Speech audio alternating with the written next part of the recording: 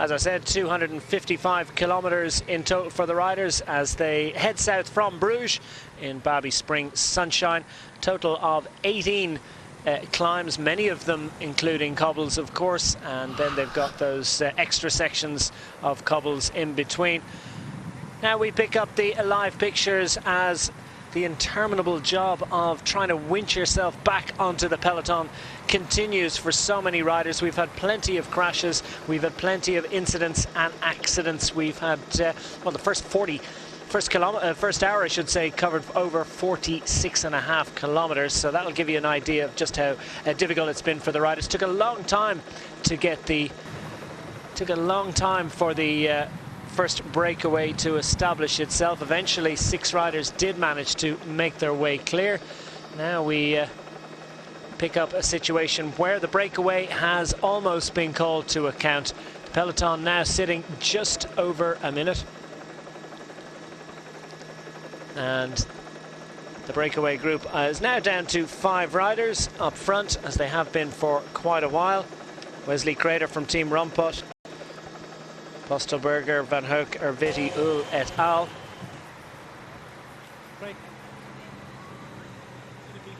That hasn't worked out for Dylan van Baarle on this occasion, but the peloton massed across the road as they fight for position, and that's been fighting all day long. Don't let the weather fool you. This has been as tough as it could possibly be, and it's been bike change after bike change. Problems for so many of the riders throughout the day. We've had a raft of abandons so far. Arno de Maar, we know, is out. Thijs Benoot is out. Jesper Stuyven hitting problems, and he had already chased back to the peloton after earlier difficulties.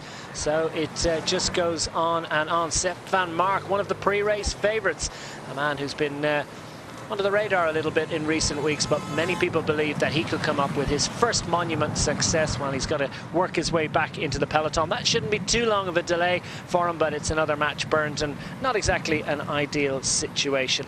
So it's been that tough day out. Wesley Crater, Frederico Zurlo from Team Lamprey, Gies van Hoek from Topsport Vlaanderen, Erviti from Movistar, Ugo Ull from AG Tour La Mondiale have the gap out front. And as I mentioned earlier, Arno de Maar, one of our many abandons. And this was the incident that eliminated him from the race, and 1 or 2 others as well. It's a tough day. You just see him top of the screen there. Marc Sarraud, his teammate, also caught up in that one. And this is the inevitable conclusion of what is one of the most intense fights you're ever likely to see in bike racing. Fighting for position, riders desperate to maintain a position as close to the front as possible. And Arno de Maar, tough, hard-bitten Frenchman and a great sprinter who's capable of, well, many people thought he might be capable of getting to the line this afternoon after his victory in Milan San Remo. There won't be a second monument for the Frenchman. So now time, I think, to pick up with your commentators on site for the afternoon. Sean Kelly, former world #1, a man who knows this race well, is with Carlton Kirby in the box.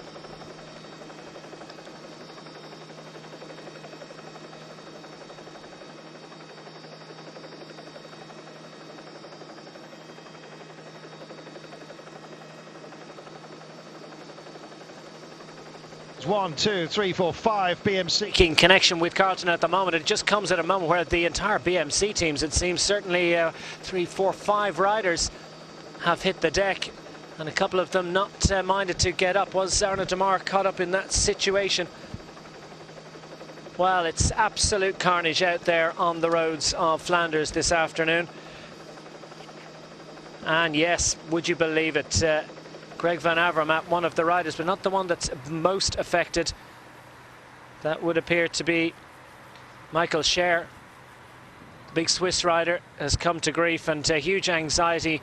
Manuel Quinziato looking on, not able to assist and waiting to see will Greg van Avermaet be able to, his number 51 just beside Quinziato. So having spoken to Greg van Avermaet before the race, he's based his entire season on this. It's all about Tour of Flanders, and he's absolutely overwrought with emotion at the moment, and you just know that all that hope And all that expectation has come to naught, because it would appear as if he could well have done damage to his right shoulder. Is that a collarbone? You sense that Greg Van Avermaet knows better than anyone exactly what has happened there. Just that inevitable touch of wheels in there, and almost the entire BMC group wiped out in one fell swoop. Kinziato watches on forlornly with his one good hand. Greg Van Avermaet shows us what he's thinking about that.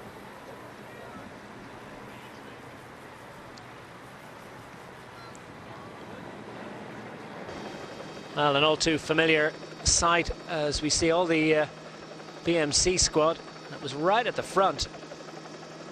Seemed to be relatively benign, but just hopping across from the road section into that section where the bike path is can often cause all sorts of grief. Riders from Direct Energy and Astana also caught up in that one. Taylor Finney, great to see him back in Classics action, and looked as if he wasn't harmed in any way. He's at the top of the picture there, just putting the chain back on. Kinziato wandering around, wondering what to do. And that's Daniel Oss, familiar figure. First up, immediately checks out to see how his team leader Greg Van Avermaet is, and the news is not good. So Oss, if he gets back into the fray, well, they might well be asking him to do a job. I think that was Ryan Anderson, indeed it is, from Direct Energy, also caught up in that incident. So the four riders out front. Hugo Uhl, the AG Tour Le Mondial, number 95.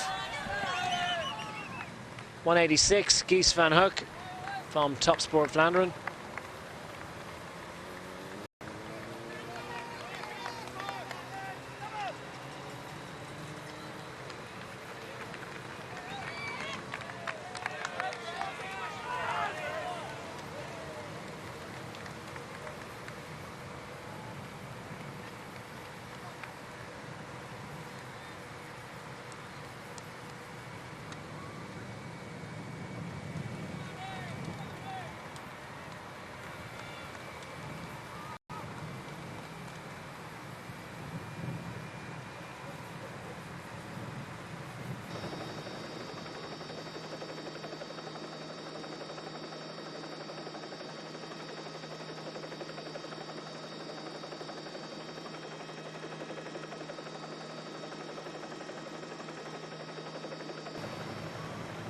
Well, right now it's commiseration, and most of it has been issued to BMC, the team that found itself all together, but in the worst possible way on the side of the road. In my, this race hurts, and it hurts some more than others. Just over 100 kilometers to go. We've already done 155. How cruel is this day? If you're only just joining us, BMC have been cast asunder. Greg Van Avermaet on the deck. Touch of wheels amongst his team. They were going at pace on a traditionally attacking section of this amazing race. And all of a sudden, the dreams turned to dust for Van Avermaet and several of his teammates. They're going to have to think again. Shah's out, I believe, along with Van Avermaet. They've still got Finney. Taylor Finney, that is, and Marcus Berghardt. A diamond duo perhaps on any other day, but you need team support on a day like this.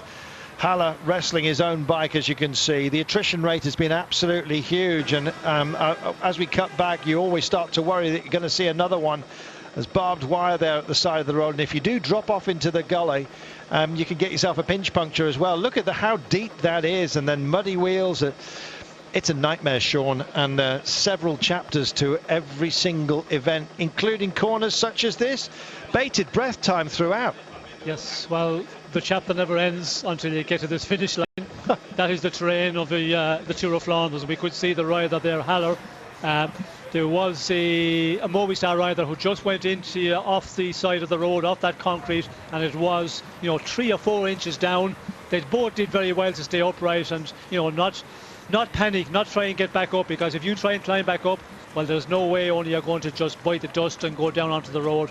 So both of them, got out of that very well. But that is, these are the catch points in the Tour of Flanders. They're just everywhere. Minute and 13 That's the gap, and charging into it at the moment are Ethics Quickstep. They've been doing most of the work, Sean. I'm still not sure whether it's Tom Boonen they're working for. Stybar, Terpstra, Tony Martin, why not? They have got a rack full of talent here, and everyone else seems to be in their wake. What about I Am Cycling? Heinrich Hausler has been hovering around the front on his own for quite some time. He's a big, powerful man who's gone well here in the past. Could he possibly be turning the clock back to 2009 when he was just such a star on surfaces such as this? Well, of recent he hasn't shown that form of 2009, but again, he is a rider with vast experience. Maybe he's just getting into form at the right moment, and if you can follow this race and stay out of trouble, that is an achievement on its own. And you get into this final 50 kilometers, we can see once again it takes this quick step. They have that tactic, make this race as difficult as possible for everybody, and they're certainly doing that. They're starting to just up the pace once again. And the riders, like you said, Hausler, a lot of those riders, a lot of those riders, when we get into the final 50 kilometers, I think we will see some riders, if they have got anything left energy wise, they will try and go in the attack and get a breakaway out front. Well, Hausler, 7th in Milan-San Remo. I know a lot of the fast guys were hobbled that day, the likes of Buani, who lost a chain, of course. But, Hausler's got some teammates around him, like Martin Elmiger, like Dries de Veniens, Hollenstein, Kluger. This is not a team that perhaps immediately springs to mind, but I Am Cycling, I watched their preview and indeed their own press conference, and they were supremely confident that they could get something out of this race. And the way it's shaping up, Sean, we may have a surprise today. You never know.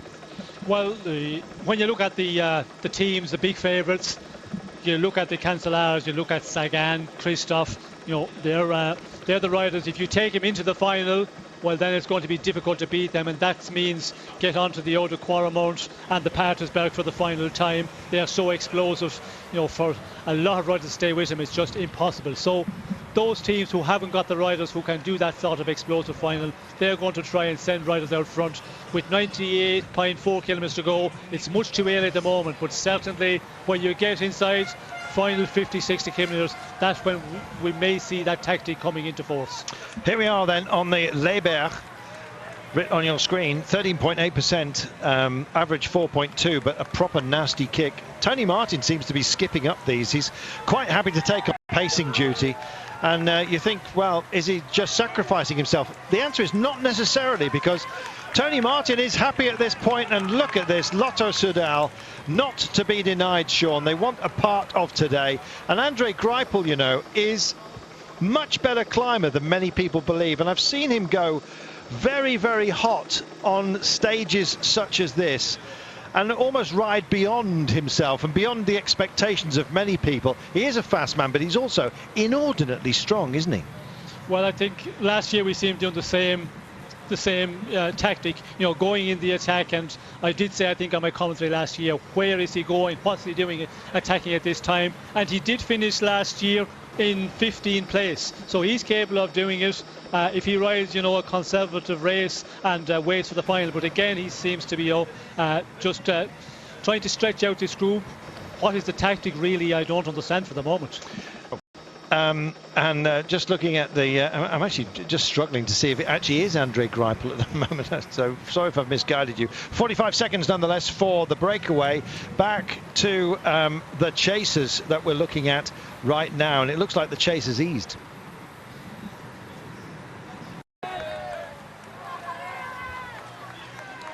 .6 kilometers remaining. 49 seconds is the gap between the remnants of our breakaway, just the three of them. This is Ule from AG2 à la Mondiale in the brown, dead center of your screen, as you can see. Aviti from Movistar have done a great job from a team that really not expected to suit them this race at all.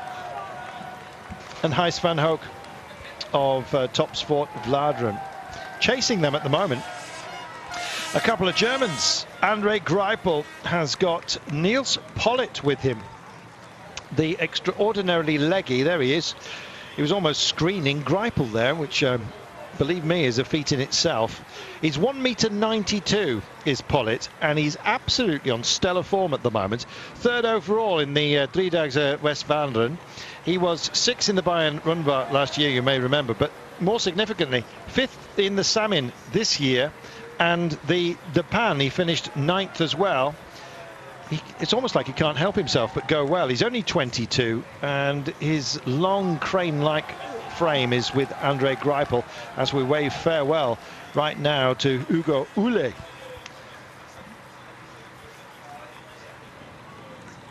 So we'll be handing back to Declan Quigley in a few moments' time, and in fact Declan will be doing a few drop-ins, including some of your thoughts on Twitter, provided we get a brief hiatus.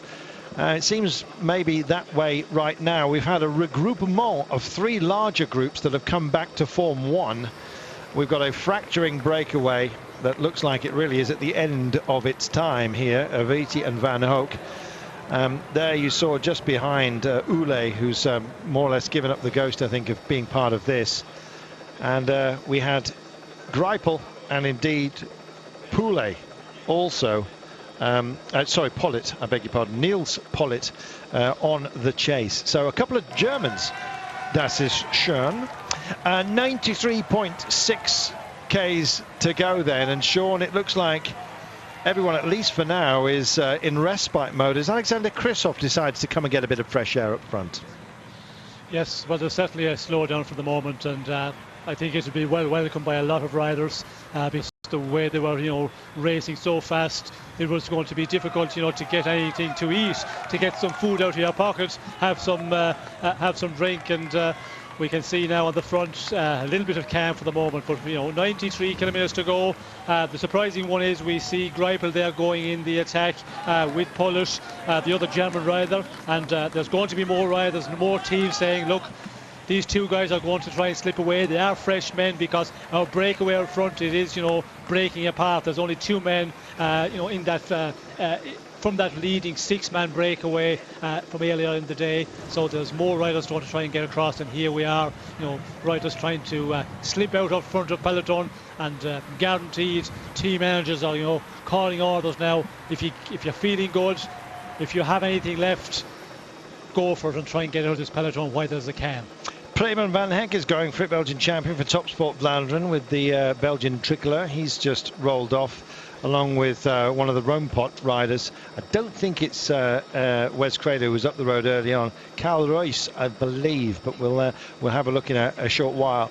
Minute 19 though, sort of hiatus time you might think, but at any moment the attacks just crank up, and we've got one right now. As soon as you come out of an exit from a corner, Sean, it just takes a small addition of pace by those at the front, and you can find yourself very much lost from a group that you were very much part of just moments earlier. Well, it's when you're further down the peloton and when you're in the last riders of the peloton, it's always difficult when you go around a corner where you have to knock your speed quite a lot. Then you have to try build up that again. And the front end of the peloton, we can see here, they go along much easier when you're in a single line in the final 20-30 riders, and that is the case at the moment. And there's riders back there who are just starting to hurt big time, and they're the ones that are having difficulty staying in contact with this big peloton. Who's Your Madness on Twitter saying riders too feisty too early. A few others of you as well. Just turn on to see what happens. What's happened to G, says Toby Mack. Well, to be honest, Toby, there are so many riders here who've been caught out. The most dramatic, of course, Team BNC. Geraint Thomas news wafting around Twitter that he's actually crashed out there. We'll get an update from Declan Quigley in just a few moments' time.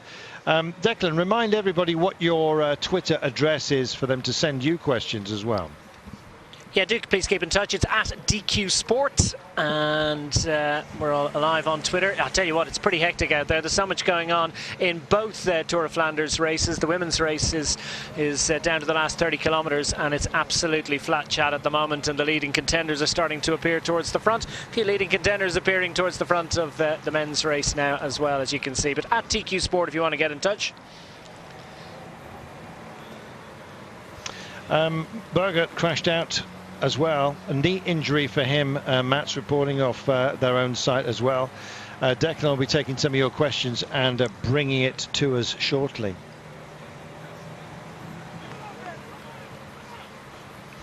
Sean, the attrition rate here has just been unbelievable, and particularly for BMC, who've basically had the heart ripped out of their race. I think they've only got Taylor Phinney left. Yes, well, they're certainly the team, big losers, you know, losing Van Avermaet, one of the big favourites, and, you know, going so well of recent, and you know, he's an experienced rider. He's been up here in the Tour of Flanders before, you know, finishing on the podium, and, you know, the team was really built around him, because when you look at Philippe Gilbert, he's not in the lineup today, which was a surprise to me. I think, you know, Philippe Gilbert, the way he's riding at the moment, although he was sick in Paris-Nice, he had a crash in Newsblad, took a bit of time to recover from that, then got a chest infection, I think it was, in the Paris-Nice race. But he has been riding well in Catalonia. He had, you know, a place on the podium there, so he's coming into good shape.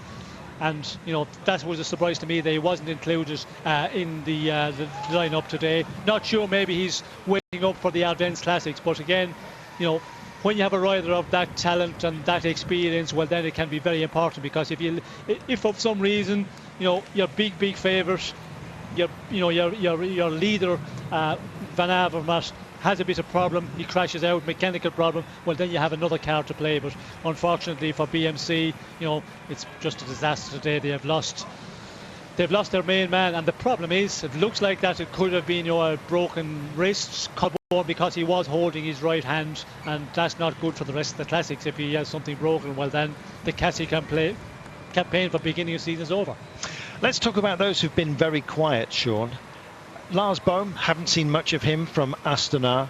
Edvald Boasson-Hagen, he's had his troubles, but he's hiding himself rather nicely. Haven't really seen much of Fabian Cancellara at all. We've got Terpstra and Stibart, Bonen. We know about Tony Martin. He's doing a lot of chasing work. Peter Sagan, he's been almost anonymous only because his teammates are nowhere near him. They've just got back, by the way. They just got back in to offer him some support. Christoph, we saw him for the first time just come and take a little bit of fresh air at the front of the peloton a few moments ago. There's some great names here that have kept it very, very quiet, and that's wily stuff in this race. Well, that is the way to ride the race. You know, you have to ride it very conservatively as long as possible, and, you know, spare that for the final, and that's what the big riders are able to do. Just follow the race, and the big favourites, as you mentioned, a number of others, when you're not seeing them on your screen, well, then you say, you know, they're riding the perfect race. Sometimes, you know, maybe they're not on a good day, but normally they're able to just stay in that peloton, just get carried along as long as possible. And when it comes to the moment when you really have to start racing, when it comes to the vital points of this race, when you get into that, you know, 20-30 kilometres from the finish, then you start seeing those guys, and that's the way you've got to be able to do it. But to do that, it is a very difficult one. You have to be able to ride calm, cool, and we did see Peter Sagan. He had 4 teammates around him from Tinkoff. Then 5-8 kilometres, maybe 10 kilometres further on, we see him use the back of the peloton. So he is, you know, he's very relaxed, and that's the way you've got to be in the earlier part of the race. Although the race is very, very nervous, you have to, you know, concentrate, but also stay relaxed as possible, because if you really get nervous and you get uptight, well, then you're going to burn a lot of energy in that way as well. Just heading up the Valkenburg, sadly no longer cobbled, of course. It used to be an absolute grisly one. In fact, it was just too much. There was potholes all over the place. So the local council, because they've got to live with it all year, decided to tarmac it. So it looks quite smart, I guess, if that's your thing. And in fact, it'll be a relief just to take on a normal climb, quite frankly. Plenty more, of course, will have some cobbles and more tests to come. This is giving way, by the way, to sort of a longer section of flat roads. It may well be a regathering, but it can also be a close down as far as the break is concerned. And somebody's going to roll the dice. And why not Orica? They were almost feeling maligned, they were. But Jens Kerkelaer, Magnus Cort Nielsen as well, why not? On a day like this, who knows? Sun's shining. If you feel you've got it, then why not give it? Tony Martin is giving his all so far. I always worry that he's burning himself out, Sean, but he can be almost a constant feature on a day like this, because when Tony Martin's happiest, it just seems to be setting a pace that everyone is in his wake. Well, I think Tony Martin, he likes to ride out in front. Certainly on this style of route race, because he doesn't like to be back there and have to push all the time to keep position. So ride up front, and who better can do that? He can ride for kilometre after kilometre on the front. He's been doing a lot of it already today, and he can go on and on. It's going to be interesting now. Will he, try something? Will he try to get into a breakaway? I doubt it very much. I think he's the rider, who is named, to make the race difficult when they need to do it from Ethics Quick Step. If there's a situation where they have to, chase down a breakaway a bit further on into this race, he will be the one who will be used. But, Ethics Quick Step, they have, a number of riders here who can cause a lot of problems and make the race difficult in the final. There we are, motorcycle just being making a nuisance of himself while they just close down toward him. There is moves from the UCI, by the way, to start controlling more so, I guess, the use of vehicles and motorcycles within the peloton. It's been announced that there's going to be a commission to actually work out the safest way of moving forward and making it a safer environment for everybody. And they are starting to rock and roll, Sean. The flatter roads often draw out a response, and that's what we're seeing right now. And it's Tinkoff coming out of the shadows, I guess you might say. Well, let's see if this one sticks. They're going to see a lot of punching and counter-punching along the way. Teams that start to just don't hold their nerve at moments like this. Believe it's significant and go for it. It may or may not be. We'll keep an eye, and we'll be back with you after this. It's getting busy in Tour of Flanders, the 100th edition of this venerable classic, and it's pretty busy out front. We still got two riders from the early breakaway group that are surviving. Meanwhile, the women's Tour of Flanders is inside the final 17 kilometres, and it's really hotting up. And you can see second in line there is the reigning world champion, Lizzie Armitstead of Great Britain, and indeed Balls Dahlman, and she has got the main group of favourites. They're, of course, racing over a total of 141 kilometres today. 180 women headed out from Bruges a little bit earlier on today, and now down inside the final 17 kilometres. And Lizzie Armitstead certainly looking as if she's in good position. The Wiggle Honda High Five squad, no surprise that they're to the fore as well. Elisa Longo Borghini and Jolien D'Or doing the great job for them last year with a great 1-2 finish. And it's been a tale really of no breakaway group really establishing itself throughout the race today. There have been several attempts off the front from riders to try and race clear, but none have really managed to establish. And much like the men's race, it's a wearing down process. And I think at this stage we're starting to see that selection has managed to establish itself. And as I say, inside the last 17 kilometres, I don't think it's going to be a similar situation to that which prevailed a year ago when Elisa Longo Borghini took a solo victory, 1 minute lead at the back end, and Jolien D'Or popping up to take the sprint ahead of Anna van der Breggen. Van der Breggen very active already today in her efforts to get clear.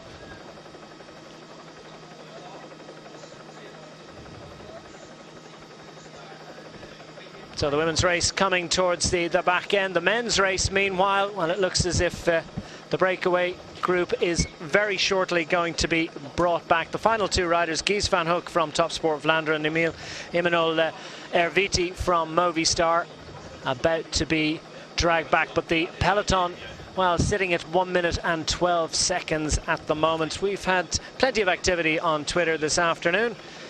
Great to have so many of you with us. I'm just scrolling through them. Bridie Jenner wants to know if Daniel Oss managed to make it back into the peloton. If so, could he be given the chance of winning today? Well, unfortunately, due to the retirement of Greg van Avermaet, I'm sure there's a very good chance the BMC will ask Daniel Oss to do a job, and he has managed to make it back into the peloton today. It's TQ Sport for myself. It's Carlton Kirby, hashtag Whole of Cycling. Please do get in touch now. Time, I think, to hand you back to our commentators live on site, Sean Kelly and Carlton Kirby.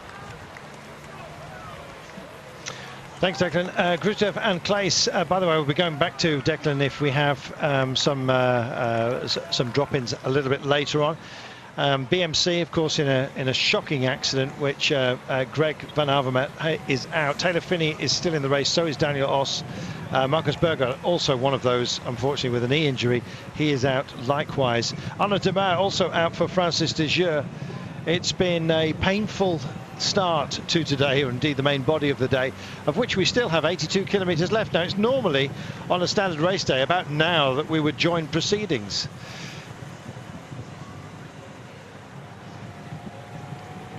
And we are going to see those pictures in a few moments' time with Declan, Greg Van Avermaet biting the dust, I'm afraid, with BMC, and Francis de Gieux seeing the ousting of Arnaud Démare, who did such great work in Milan-San Remo. Declan.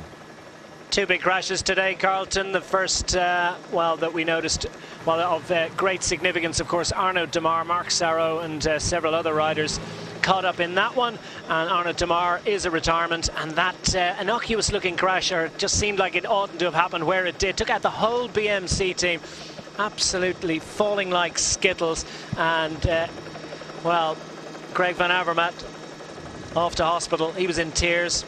Michael Schär looked like he was badly damaged as well. He stayed down for a long time, and such disappointment for Greg Van Avermaet, whose entire life, his ambition is totally dedicated to victory in Tour of Flanders. So disappointment for BMC, and they've got to revise their plans.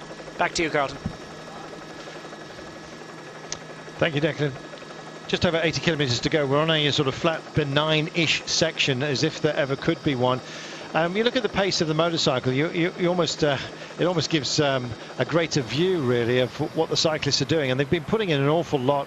Sean, average speeds during today well over 45 kilometres an hour, and when you throw in the climbs that we've had, there's a great deal of fortitude being shown out here. It's almost a mark of how important this race is, that riders are prepared to give so much to the event. It's been very, very quick today. Maybe the good weather has had something to do with that. Well, I think it's just that it's such an important race for all the teams. You know, the smaller teams, they want to get men into the breakaway in the earlier part, and of course, the big teams as well, they try and put men up the road, but that's not allowed by some of the other teams. So there's all that process goes on in the earlier part, and we must remember the first 100 kilometres, are relatively flat, so the pace was very high, and we had a very fast pace in the earlier part of the race. But we will lose a lot of that as we go into the final, but still it's it's going to be difficult for a lot of riders to be able to manage that. When you get it very, very fast at the start, then you're going to pay the price in the end, and it's only the fittest and the strongest are going to survive. At the moment, we can see here the front of the peloton, Sky, we can see a number of the big teams controlling the race here. There is a little bit of slow down here, because we can see the two riders remaining out in front from the original breakaway of 6. We have Visi and Van Hecke who was up front, and then we have this group of Greipel, Pullet and Hule, who was originally in the breakaway from AG2R. They are going to join together to make it a 5-man leading group, 130, but still with 79 kilometres to go. It's not going to be enough for the breakaway to have any chance of surviving and to getting into this final, and it will also depend what way they race back in the peloton. I think it's not going to be calm for very long. They're going to teams who will start trying to get riders up the road out of this main group, get into a breakaway, try and get ahead of the favourites before we get into the real serious stuff in the end. 78.7 kilometres to go, and another nasty section. Declan, more news on the women's race. Well, they're coming towards the finish, and it looks as if we've had a breakaway group of 2. The elite group is Emma Johansson and Lizzie Armitstead, who've managed to make their way clear. They've got a narrow advantage over a chasing group of 9 riders, and Emma Johansson, little look behind as if to say, well, what are we going to do here on the Paterberg? Up to 20% gradient, and look at those riders desperate to try and make their way across. But look at the strength of Lizzie Armitstead, absolutely flown in rainbow colours, hasn't she? Dominant force in women's road racing a year ago, and retaining that status, not showing any signs of the curse of the rainbow jersey.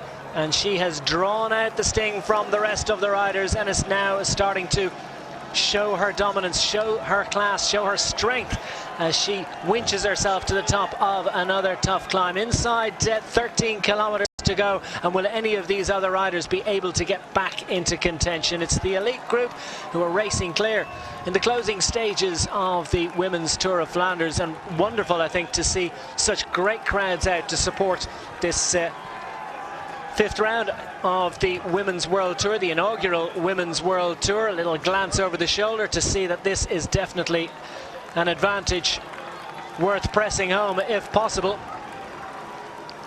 The Orica squad, naturally enough, trying to get involved and trying to get back into the action. But Lizzie Armitstead has that all-important advantage. Inside 13 kilometers remaining. Meanwhile, things are hotting up in the men's race too, Carlton.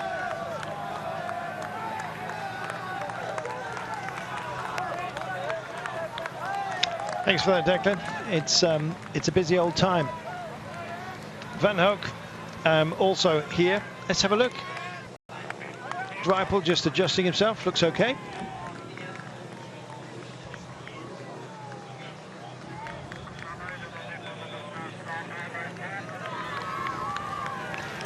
Andre Greipel just taking on a gel. You've got to make sure that you keep your sustenance where it needs to be.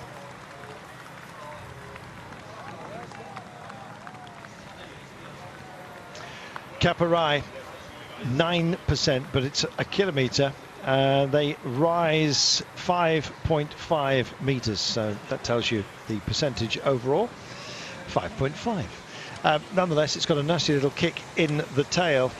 Caparai, it proceeds the next feed zone, by the way, which is why Andre's just putting everything where it needs to be just for the time being.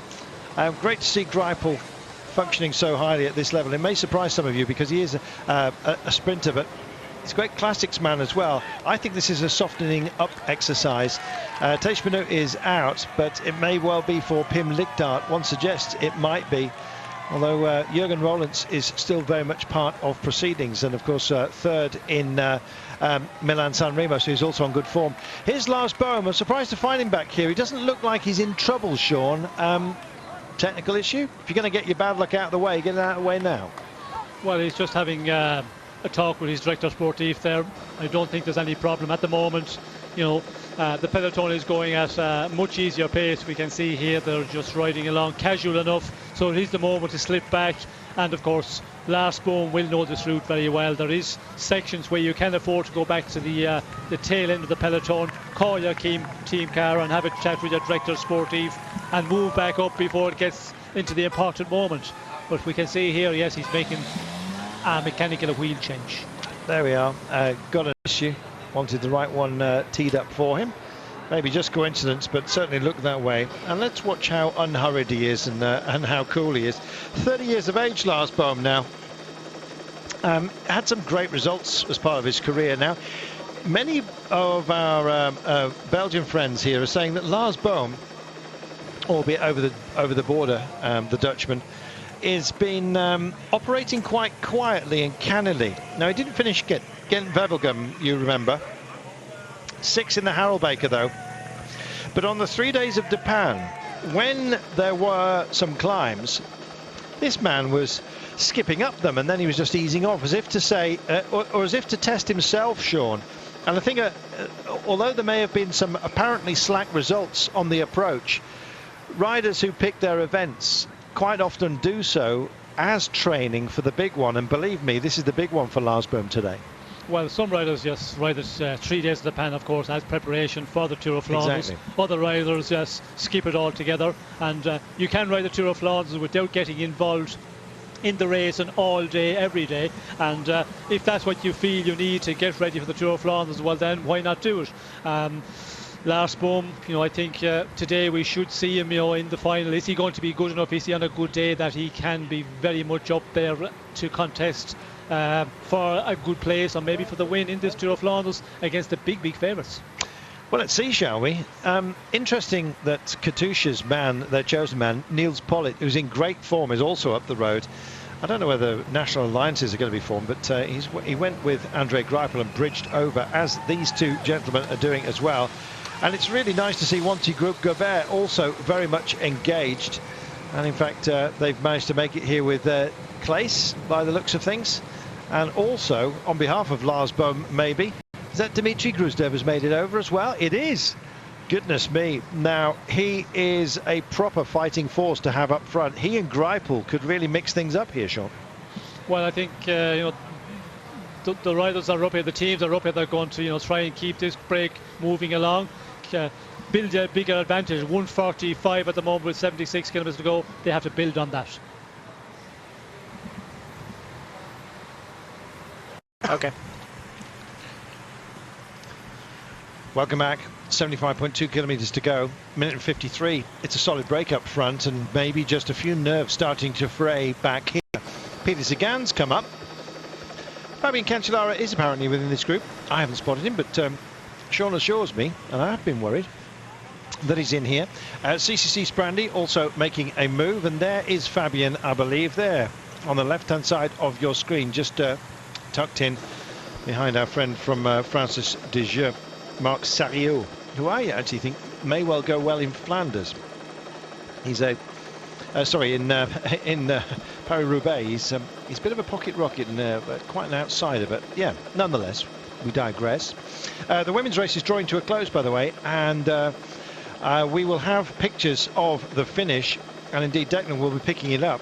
Just what's the situation as we stand, Declan, while we've got a very quiet moment right now?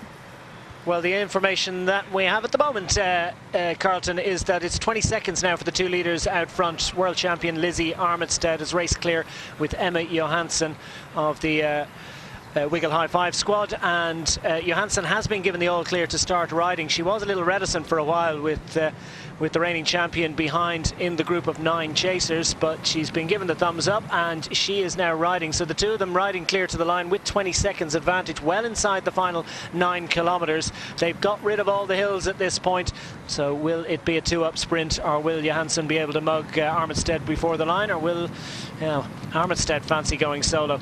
It's all still to play for with the women. Well, as soon as you get some pictures, we'll be back with Declan to call the women's race home, which is terrific. Just looking as well and seeing Taylor Finney. Great that that man is back after, again, automotive injury, I'm afraid. He wasn't in the powered machine. Power machine took him. There is Cancellara, and almost looking ghostly, Sean. He doesn't look overly comfortable, I must say.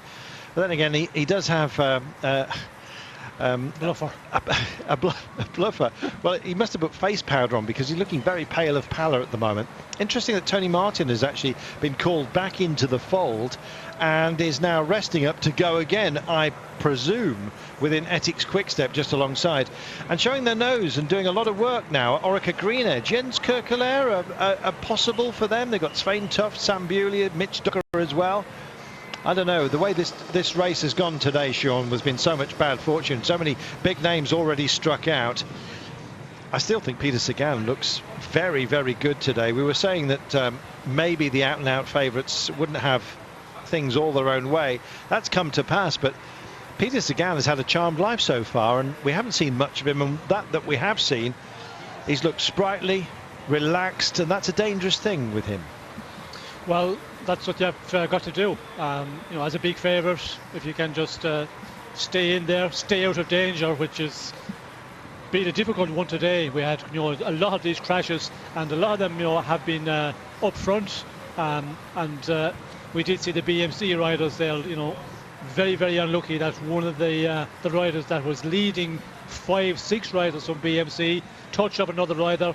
Down he went and took the rest of the team out with him. And if you get through this point in the race, you start to say to yourself, well, I'm at the state of danger. If you're feeling good now, as one of the favourites or the outside favourites, well, it's a great place to be, and you can start thinking forward, thinking what you're going to do, tactic. You can start working it out now, and with 71 kilometres to go, I think this race is going to start opening up once again back in peloton. And the moment it does that, I think this big group of riders, the big favourites, it will start to break up very quickly, because I think there's a lot of riders going to pay the price of it being a very difficult day, very aggressive racing all day, and they're going to riders have to pay for that. They certainly will. Right now we're on our tarmac climb, as you can see, with just over 71 kilometres to go. This is the Canary Berg. I'm not sure who's going to be singing at the top of this one, but 14% is what we've got at the moment. And by the time that they've dealt with it, they'll be just over, well, 70.5 to the finish. And then right now, after this, we'll have the longest section of, how can we put this, obstacle-free racing out there. This is where, you know, I said 16 kilometres is the maximum between either the pavé or a climb. They're about to hit it right now, Sean, and that'll be a blessed relief before all hell breaks loose as we start to head for home. We've got the Ode Quermont still to be taken twice, I remind you. The Paterberg, the Koppenberg again. Steenbeek-Dries, we have the Tianenberg, the Kruisberg, the Ode Quermont for the final time of asking, and then the Paterberg, and then they're allowed to race for home. It's already really thinned down, the peloton. It's going to be just a handful, I assume, that are going to contest it at the end, as per usual. If they start racing early, and I presume that will be the case, because this one, it's very, very difficult to see not starting to race as we get into this very vital point of the race. And you know, this flat section we're coming into, and then we get into that final where there's a lot of hills with cobblestones and very, very difficult ones. And I think the race will open up. Who is going to, you know, who's going to be the team, or the riders are going to try something? I think with 70 kilometres, just a fraction over it, there will be riders and teams who want to try and get out of this marathon, because if you wait and you go on to the Ode Quermont, well, then you have no chance against the bigger riders and the big teams. So we will see some riders trying to do that. But again, this very, very hard day of racing already done. There is riders, you know, they're going to be suffering here in the peloton. So maybe there's not a lot of riders capable of, you know, attacking at this point, or, you know, 5-10 kilometres further in down this road. Tony Martin's had a break, and they sent him straight back to front. I'm starting to feel sorry for Tony Martin. He's very much the whipping boy. By the way, the security bikes have just come in past the finish line. The whole crowd have just stood as one and are now looking down the finish straight, which is very, very long here. I've got no pictures of it, I'm afraid, to offer you, and so I'm hoping that they're not going to come across the line before Declan has got some pictures up. But I will do my level best to call them in if Declan is not seeing the pictures, but I've only got a restricted vision out of what is a highly cramped commentary position here, I can tell you, but we'll do our best. Just for the time being, a little bit of excitement rippling it through the crowd. Gentleman there in a pink bodysuit. I don't really want to dwell too much on what he was thinking. It's hard to tell when you can't see a man's eyes. Just under 70 kilometres to go, a minute and 43 then. The men's race is quite benign, so it would be great if we could hook over and see the women's action, but we can only take what is being offered to us, I'm afraid, by Belgian television. So please don't think it's a Eurosport issue. It is not. We'd love to see more of the women's race, but we're not being offered it just for the time being. Sean, your thoughts? There's a big hiatus here. Michael Kwiatkowski has finally just come up to the front, and he looks likewise a man who's riding well within himself. He's just taking himself a gel too. There he is, just nice and relaxed on the approach.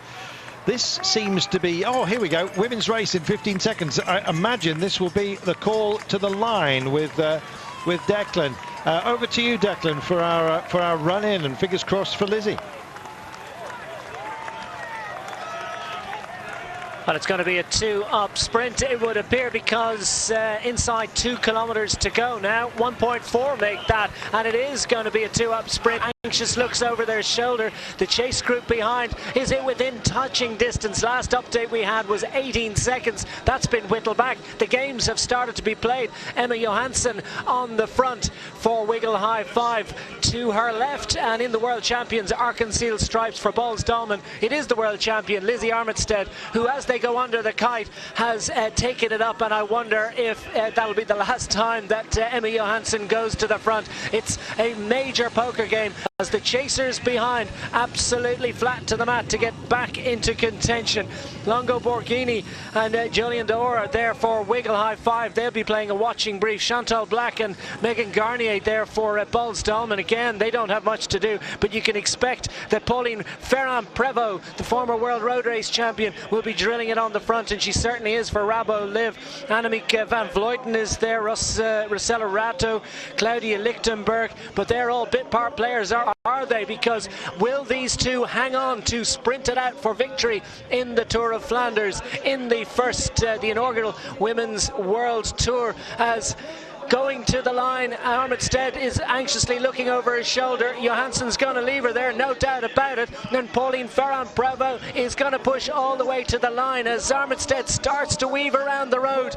And this one is going all the way. Who is going to get this sprint? Surely it is going to be a two-up sprint. We're inside 300 meters to go. Out of the saddle comes the world champion Lizzie Armitstead, and here comes Johansson on her right hand side. Johansson on the left hand side of picture. On the right it is Lizzie Armitstead. It's a two-up gunsling to the line, a two-up match sprint. Who's going to get it? They fight it all the way. Could it be Armitstead? I think she's just about edged it, but nobody wants to put their hands up. It's that close for the victory in Tour of Flanders, and that was an absolutely epic. Neither rider wanted to claim it. This one looks like it's going to go to the photo. My initial thought was that Lizzie Armitstead might just have had a half a wheel advantage inside the last couple of meters, but I'll tell you what, it really is too close to call. What a fantastic day out of racing, and it really would be great to get pictures for a little bit longer. I think that's coming.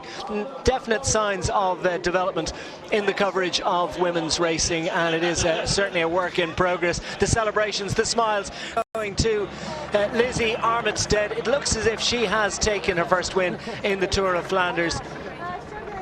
And celebrations and congratulations. There you have it, the photograph confirming that the winner of the Women's Tour of Flanders for 2016 is Lizzie Armitstead. And Chantal Black, I believe, getting up for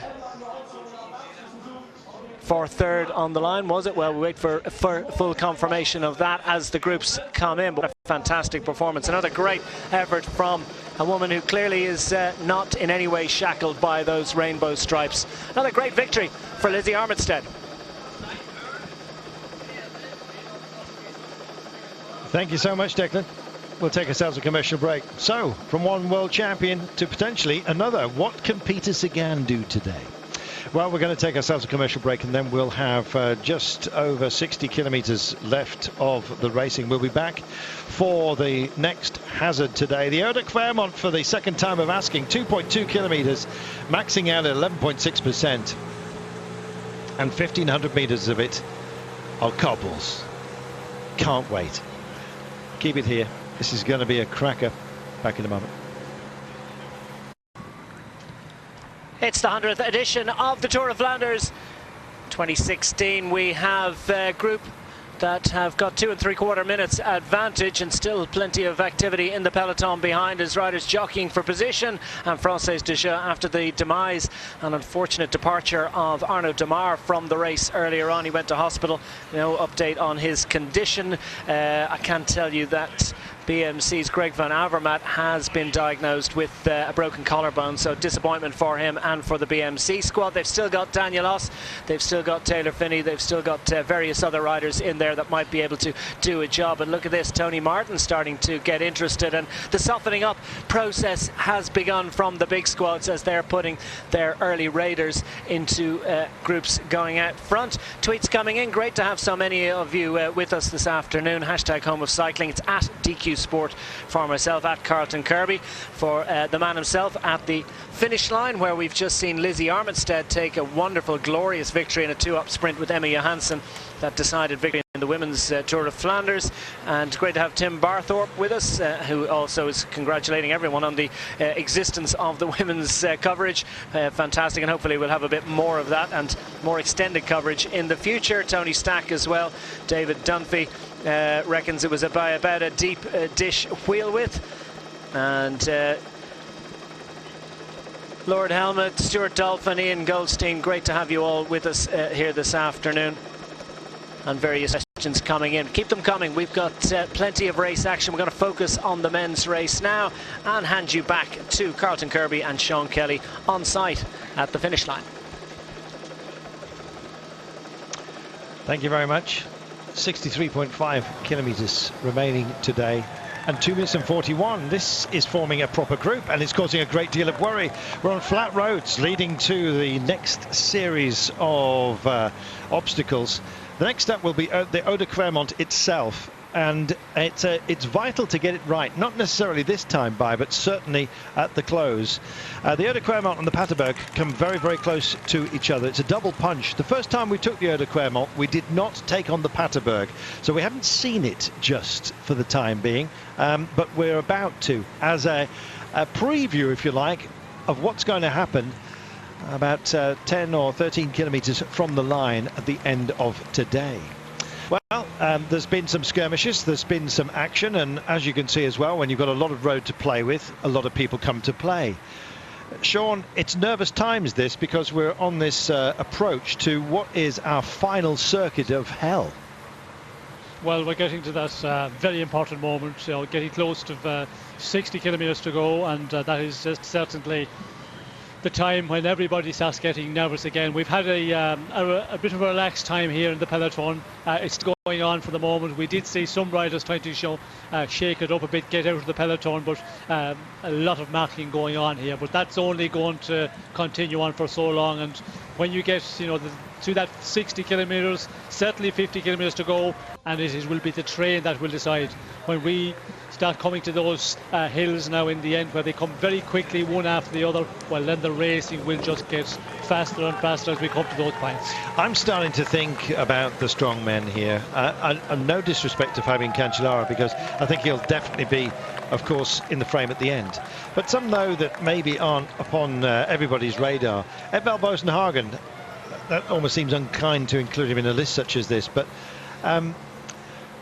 it would just be wonderful if he manages to keep up and duke it out with the likes of Sagan. And I think if we're talking about those who are going to go early, don't be surprised if Edvald Boasson-Hagen is part of that. Orica Greenedge have also shown their ambition on behalf of Jens Kerkelaer. I thought today might be a bit too tough for him, but the way it's tried out, it's drawn more and more enthusiasm to go for it, at least start to monitor the situation and maybe take your chances.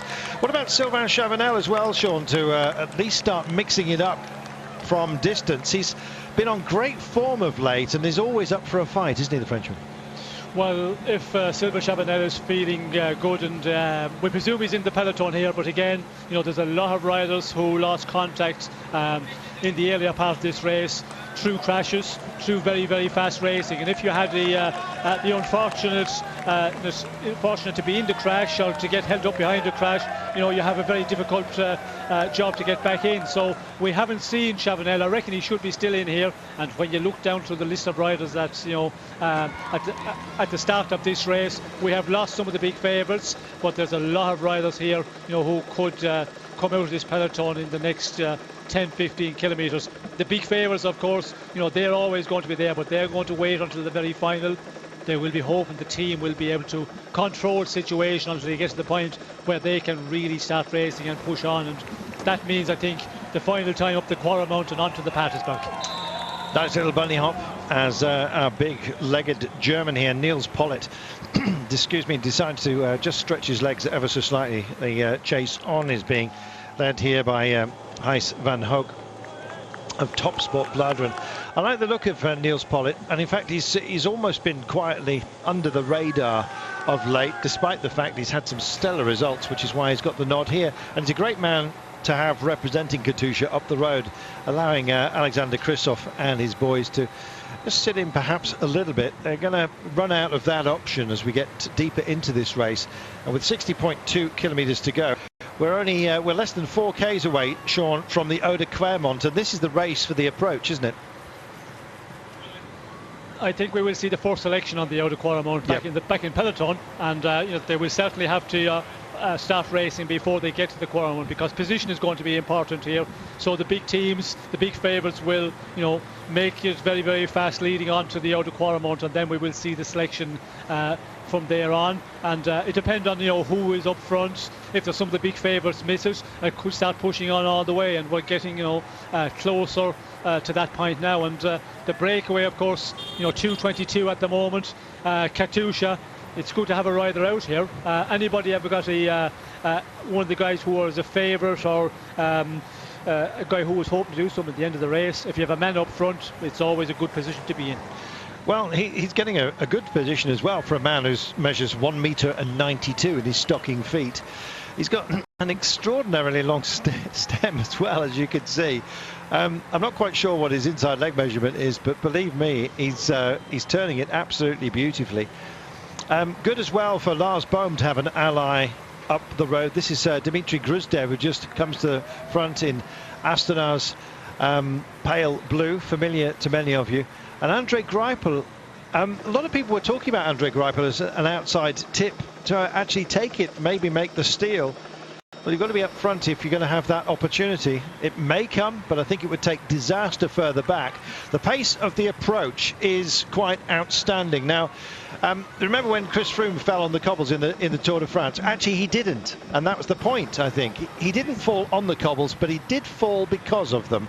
The race for position, Sean, is absolutely cruel, isn't it? In situations like this, you want to be in the best place you possibly can be for the next obstacle, and it makes just wide open, benign looking roads dangerous in themselves. Yes, well, the run in, as we can see here, it's starting to just the pace upping all the time here as we come to this vital part of the this Tour of Flanders, the Eau de Clermont, and on the front of the peloton, they're just teams starting to push on and starting to line out. We can see riders leaving gaps here.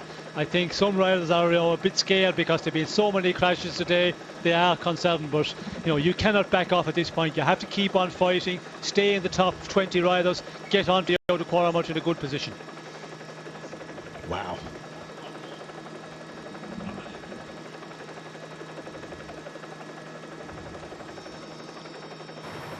It is a real wrestle down there. A little descent, which is adding a little bit of pace as well, as you can see. They are going hell for leather, and everyone wants a piece of this next climb. It's interesting to see Alexander Kristoff as well, just not prepared to hide himself at all. And look at Ethic Quickstep, they've done so much of the driving. Tyler Farrar's got himself back in and up to speed as well at a moment such as this for Dimension Data. I saw him on the deck a little while ago, so he's done a great job. Terpstra also in the house. This is fantastic. What approach speeds we've got. Lars Bohm is also here to play, and Tony Martin is doing most of the leading. And here we are, big compressionists. They're going to make the turn. You can see them just, it's almost like a ball of sardines here. It's almost indistinct, like one body. They just have to take so much care. There's a lot of street furniture around as well, well penanted, thank goodness. And they wrestle as they come in, even to this modest little turn. Almost a jink in the road, but a serious one still to come. Fighting to space, a lot of doors being slammed here into the corner. Are they all going to get away with it? Well, about 8, 10, 12 wide, suddenly become 4 wide, and it'll be thinner than that, Sean. Classic moment, but yet more to come, surely.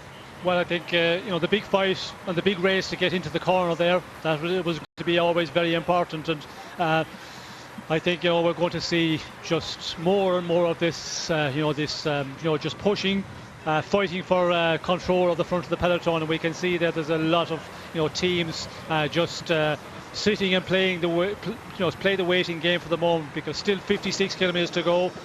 We can see now the pace is certainly after slowing down a lot, but what a pace they were doing coming downhill there. They must have been doing 70 plus kilometers per hour. Unbelievable. And great that we've got such great bike handlers, and most of which of course have been sieved out, I guess. If you're not, then more ill fortune will befall, I'm sure, some of those who are further up the road. Look how strung out they are right now. The pace is apparently undiminished, and you look up front, and that's exactly it. They're keeping the charge on, and they want to make it into this turn and take on what will be this double punch, if you like, the Eau de Clermont and the Paterberg. Let's talk about the Eau de Clermont. Second time that they've seen this today, Sean. 11.6% as a maximum, and 1,500 metres of it are cobbled. It's a mixed surface, but the cobbles, well, they'll tell their own tale fairly soon. You can see how slow it is for those who get themselves out of position. You can come in a decent spot, you get trapped on the inside of the curve as those sail round the outside of you, and you're knocked right back, and finally the pace eases for those up front. Cancellara still up towards the front now. He's very much getting himself into a potential pouncing position as the breakaway take it on. Look how narrow it is, Sean, here. They're 1 minute and 57 further up the road. Yes, well, we can see that advantage has come down very quickly. It was over 2 minutes. 1:57 at the moment, and the up in pace, the up in speed back in the peloton has taken down the advantage to the breakaway very quickly. Now, will we see somebody really pushing on when we get onto the cobble section of the Eau de Clermont? The peloton is already on the lower slopes. It is still on the Tarmac-Cadam section, but this is a long one. It's Eau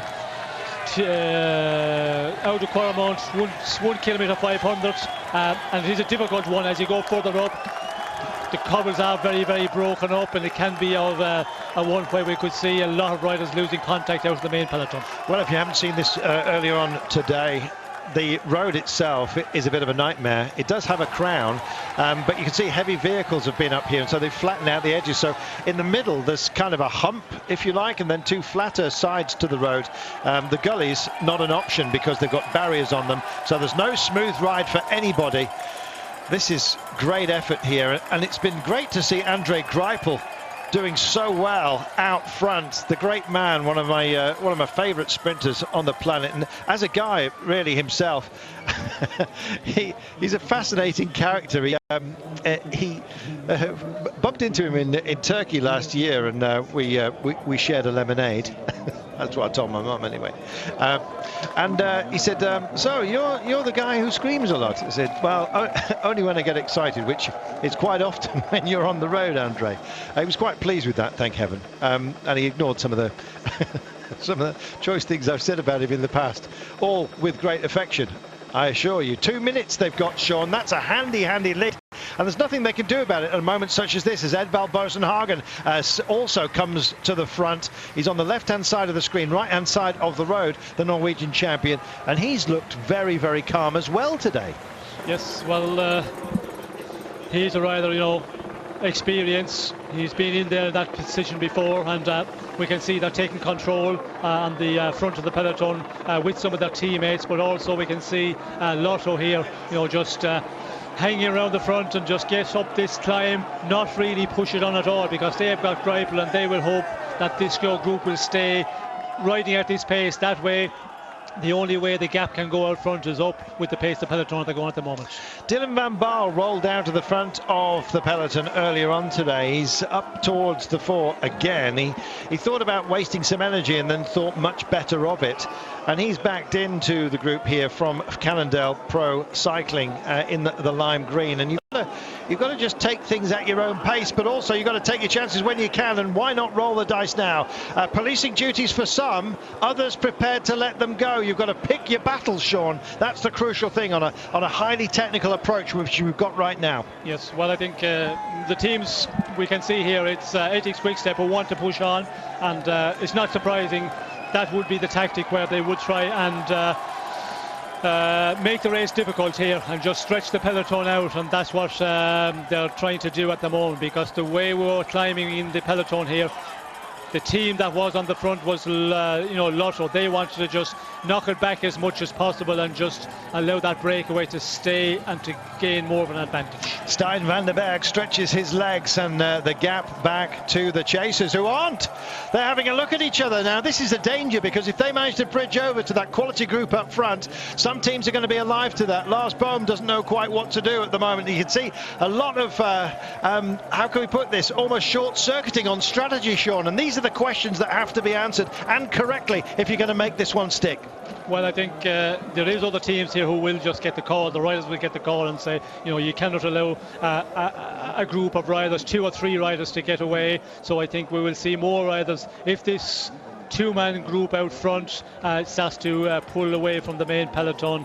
But yeah, that is tactics. Different teams have different tactics, and they're all going to try and apply these tactics now, because getting into this 54.2 kilometres, this is where the racing will start once again. And Rick Greipel has a long look back down the road just to see how close those who are on a mission are. For the time being, he's in a comfort zone, if you can have one.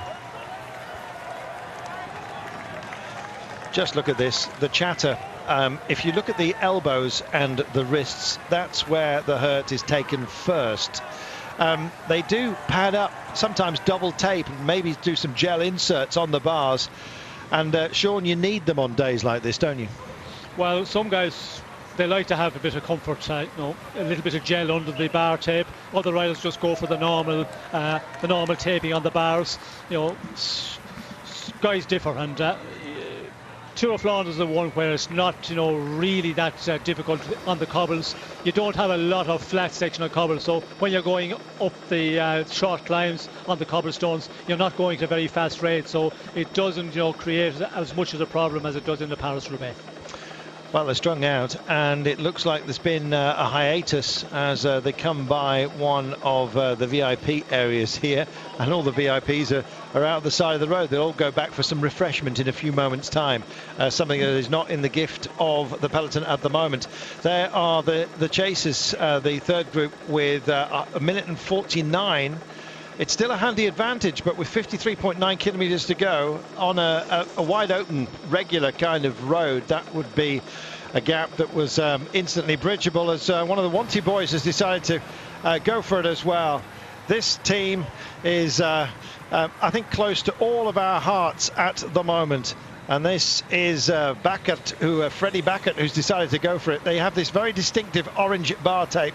And of course, they have been wounded, as you know, with the loss of a teammate, as we've mentioned so many times, and it's great to see them still up for a fight, let's put it that way. Likewise, Orica Green, as you respond here, and Team Sky wrestling into this one and wanting not to be denied. 53.3 kilometres to go. What's the response that's been drawn? Tinkoff playing policing duties. This, of course, on behalf of Peter Sagan, who's been very anonymous for quite some time, but you suddenly see him at the side of the road, Sagan, just getting himself into shape.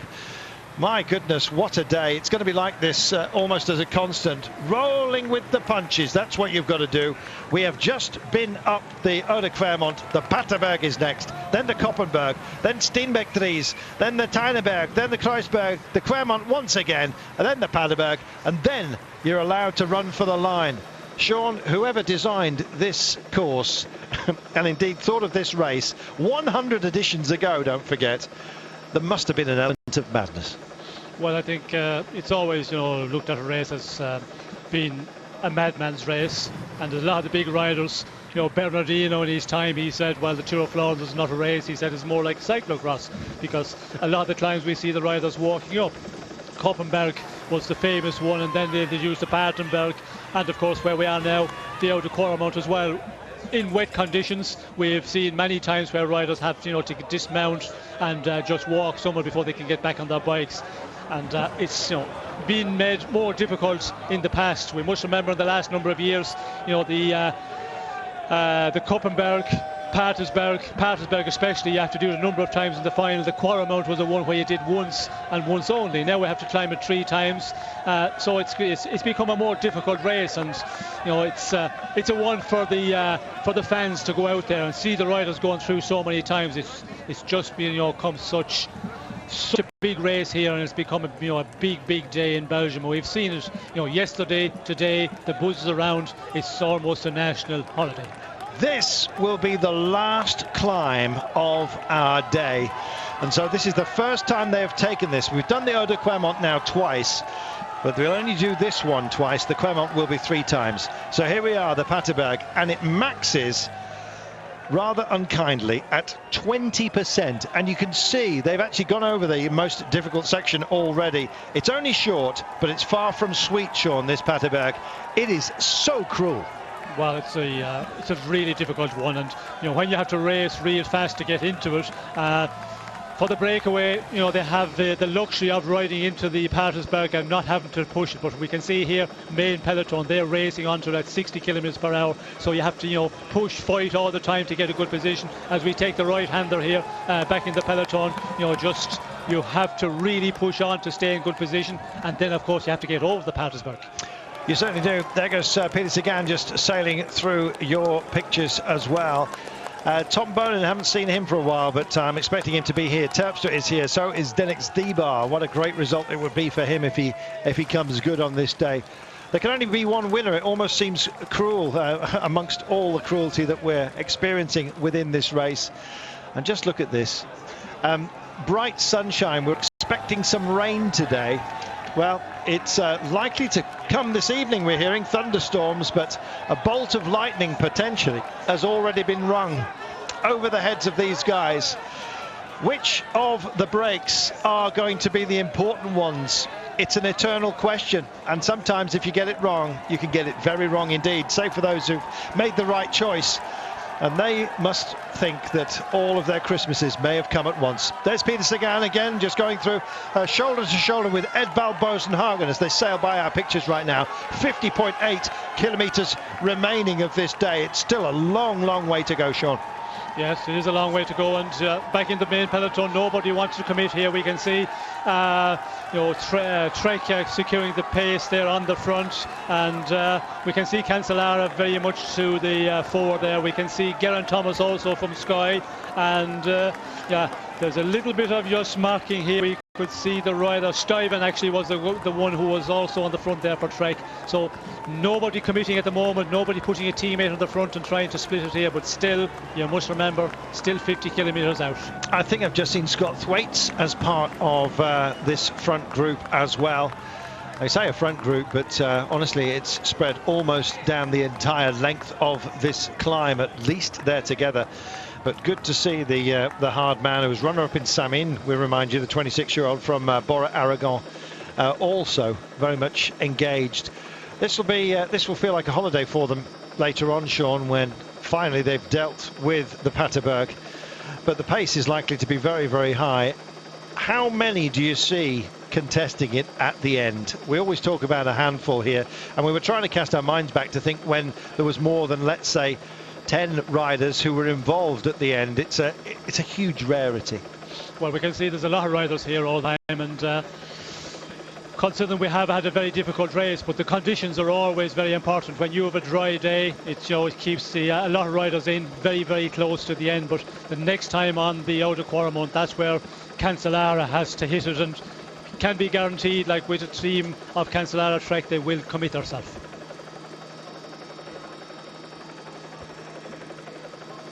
Quaremont and Paterberg dealt with. 40 kilometres down the road, they'll do that all over again, and in the meantime they've got to take on the Koppenberg, Steenbeck-Dries, the Tyenberg, the Kruiserberg, and then of course those punishing two climbs again. Dylan van Baarle, here he is, out and indeed making a nuisance of himself, and we like that. We like to see him engaging. He did in the Tour of Great Britain a couple of years ago, and did a fantastic job of at least getting engaged right here, right now, Sean. Yes, well, I think the riders, they have to try and get out of the peloton, and we can see there Van Berg and Van Baarle doing exactly what they need to do, try and get out of the peloton, and they have actually done that, but their advantage is a very slim one, and that's going to be the difficult part, because back in the peloton there is going to be no real slowdown from this point on, and unless you have a minute and a half, 2 minutes going on to the Oude Quaremont for the last time, it's going to be difficult to see them making it over the Patersberg. And unless you can make it over the Patersberg, when you have to ride out front with just two riders against the big teams and the big favourites coming up from behind, it's going to be a real big task for them to manage. It's it's hard to, how can I put this? Ring his praises too highly, but Dylan van Baarle, he's only 23 years of age, and I think youthful exuberance, that's what I thought we were going to get with Thijs Benoot today.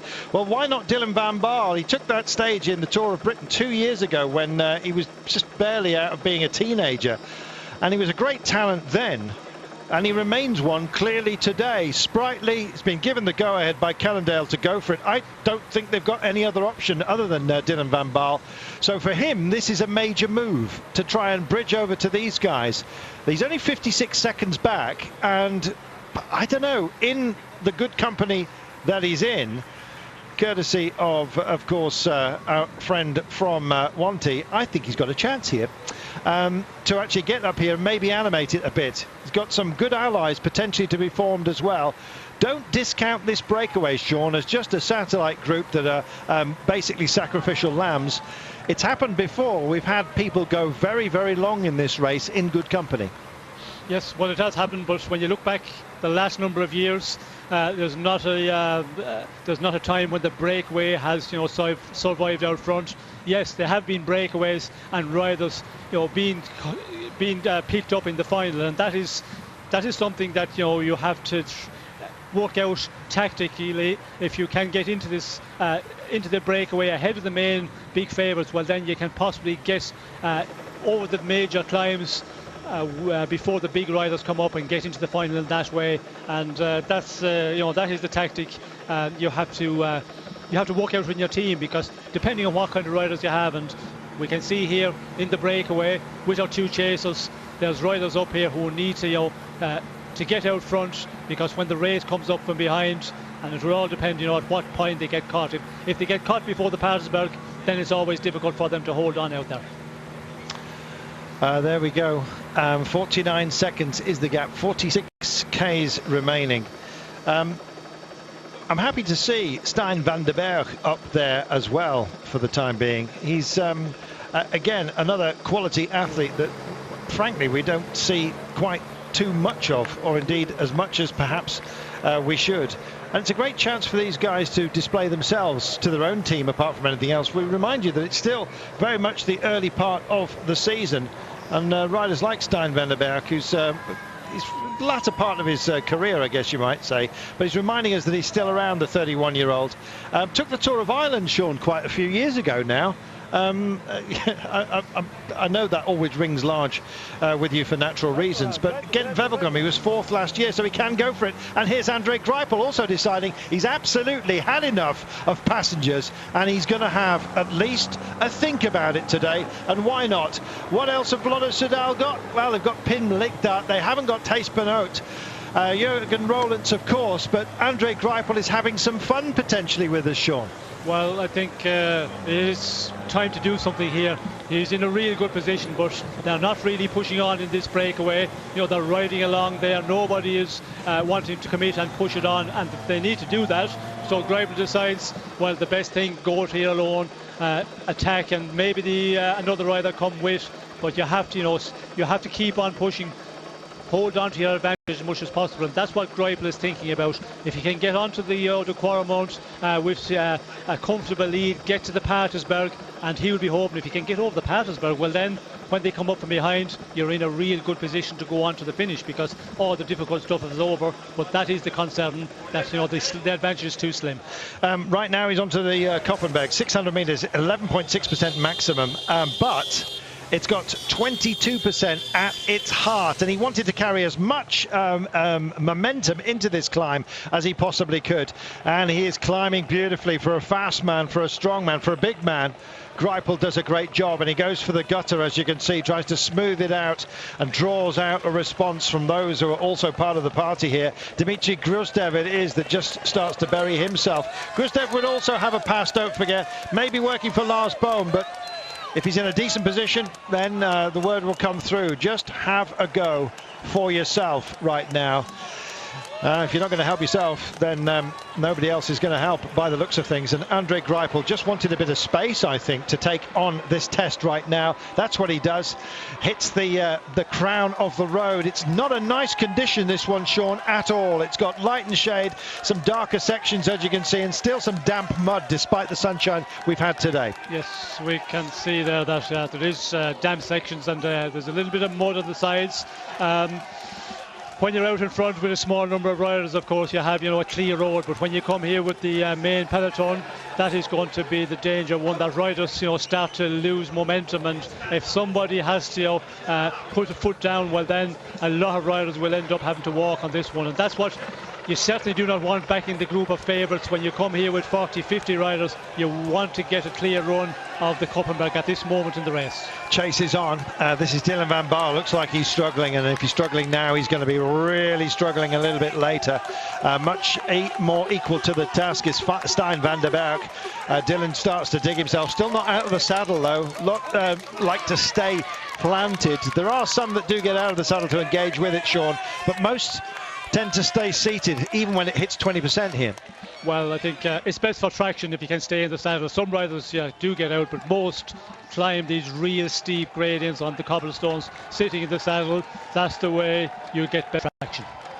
There we are, and suddenly a bit of respite, but honestly, every single one of these climbs comes as a hammer blow, and it's a heartbreaker for many. And as you can see, these are the elite of world cycling, and so many of them, Sean, are struggling. Well, I think it's normal at this point when you have over 200 kilometres done, the way they have been racing since early morning. A lot of riders, feeling the effects, and when you get onto this gradient, it's just this fittest will survive. Lars Bohm looks great. Sagan out of the saddle, looking like he's starting for the first time to just suffer ever so slightly. But good to see Lars Bohm very much engaged with the party, let's put it that way. Here he comes, looking further back down. This is the group of the absolute favourites, and Peter Sagan wants to latch onto this because he knows almost instinctively, likewise Cancellara, that Lars Bohm has got some strength, and it's strength worth following and trying to replicate. There goes, of course, Edvald Bosenhagen through into the space as well. Big shakeout here, Sean. Yes, well, there is a stretch starting to appear in the peloton. We can see a lot of the big favourites there very much to the fore. We could see Cancellara, Sagan very much close together there. Bosenhagen also there. We see Tom Bonen also going through a little bit further back, but no major gaps. I think there's a lot of riders going to end up in this leading group as we come off the Koppenberg. There we are. Oh, we've had a backup as well, and that's some dismounts as a result. That's Puccio for Sky just trying to get himself clipped back in, but they're just going to have to start shouldering the bike and running for it. And the more that do shoulder the bike, the less chance there is for those others to get around. And we've got a stall, Sean, for the first time today. Yes, well, I think if you're in that position in the peloton, there's always a high risk of somebody, not being able to make it.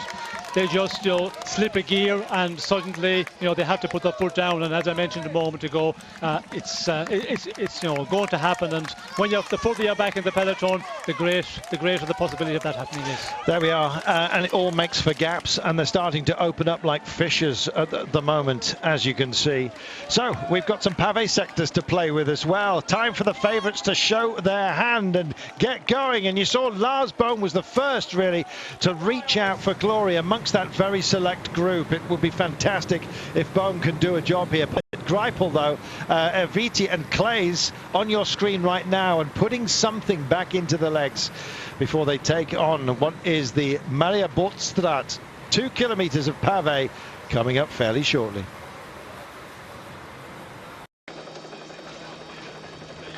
Well, we're getting to the business end of Ronde van Vlaanderen for 2016, down to within 25 miles of the finish. Make that 40.8 kilometres to be precise. Andre Greipel has been very, very active indeed in the last few moments, and it looks as if we're going to have a junction at the front of the leading favourites with those early breakaway contenders. And I suspect we're going to have an awful lot more activity coming up very shortly. We've had plenty of activity on Twitter. Thank you very much for your kind messages. Hashtag Home of Cycling, at DQ Sport for myself, at Carlton Kirby. for the man at the finish line. And Dan Worry has tweeted a picture of Peter Sagan's incredible Hulk helmet, and that helmet perhaps will indicate sort of mood that he might be in today. He's safely in that group. Well, earlier on today we've had a couple of crashes when the group was at its biggest, and the one coming out and missing out on this one in a big way was Demar of Française des Jeux, and then a little later on Greg Van Avermaet from BMC was one of several riders from that team to go down and to be injured. Shar as well, his teammate, also stayed down for quite a long while. Daniel Oss we see standing up there. He managed to get back in, and he's, well, one would expect the team leader for the BMC team at the time. But disappointment, massive disappointment for Greg Van Avermaet. BMC now, while he is in hospital receiving attention to that broken collarbone, turn their attention to his teammate Daniel Oss. Inside 40 kilometers to go, and we've had so many of you getting in touch. Mr. Bike Bowler says, with so many options for Sky, who should do the work there? Well, we're going to find out very shortly. Ian Stannard's showing plenty of interest, isn't he? And Mark Jeremy says, strap yourself in, boys. The Ronde van Vlaanderen is about to kick off. You're absolutely right. Stijn Vandenberg on the front for Edix Quickstep. Wonder what they've got in mind, Carlton. Plenty, that's for sure, Declan. Thank you very much. Just under 40 kilometres to go of sheer hurt and hell. I can't wait, quite frankly, and neither can some others. They've started to wrestle with themselves. You just saw a few moments ago Peter Weening just sending out a warning shot, if you like. Some very big names just settling themselves in. This right now is Dylan van Baarle, who's leading an ever more select group, it seems, having managed to bridge over to some of the brave soldiers, brave souls who've been up the road for much of the day.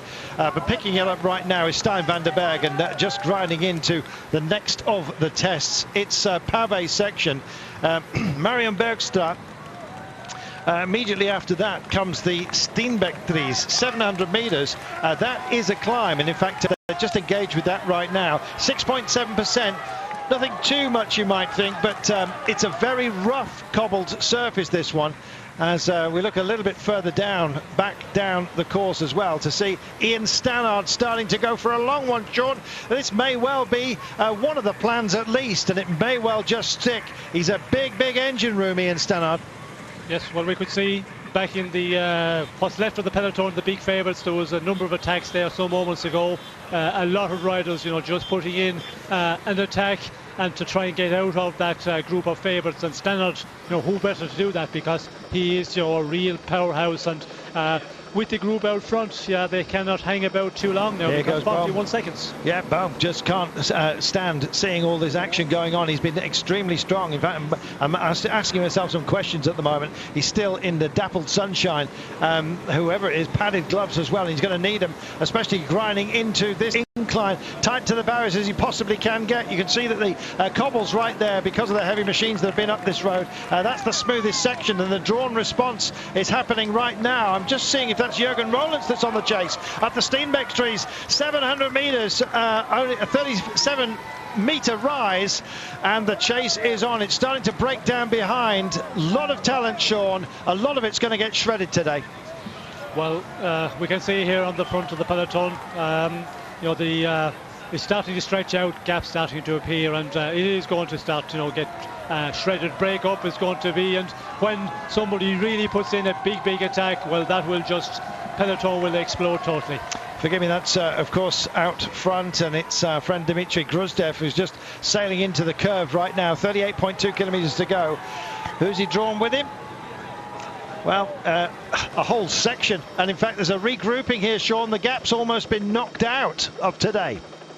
Yes, well, there is guys that's managed to get back in to make contact with that group, but again, when you have to get in a big chase, get back into the group, the next time you're going to pay the price, and that is going to be, you know, continued on. The moment we get onto a difficult section again, we will see losing riders big time out of this this group of favourites. But the favourites are at the moment just, you know, riding along here, waiting, not getting involved, not putting their team on the front for the moment, and you can understand, still 37.8 kilometres to go. It's a long ways to the finish, and everybody, afraid to take it up that bit too early and commit with some of your teammates. That's truth, Sean. We're looking at probably about 40 riders here of great quality. It's always the case, isn't it? You get this sifting of talent, and right now up towards the front of those who are still in this race, of course, Greg Van Avermaet not part of it. Bergot out as well. Chase Benoot is not here. Arnaud Demar is not here. You've got the usual mixture of strong men and quick men, and some with a little bit of both. And still we can't answer the question, who's going to win today? But Fabien Cancellara is in a great place to make it 4.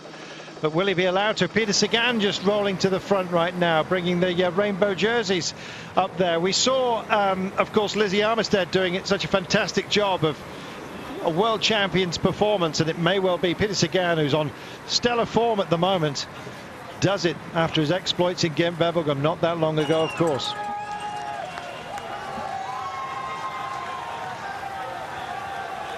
Tijneberg, 530 metres, an elevation of 35%, and Dylan van Baarle wants to pick it up. He's not done yet. I thought, to be honest, he looked a little exhausted earlier on, but not a bit of it.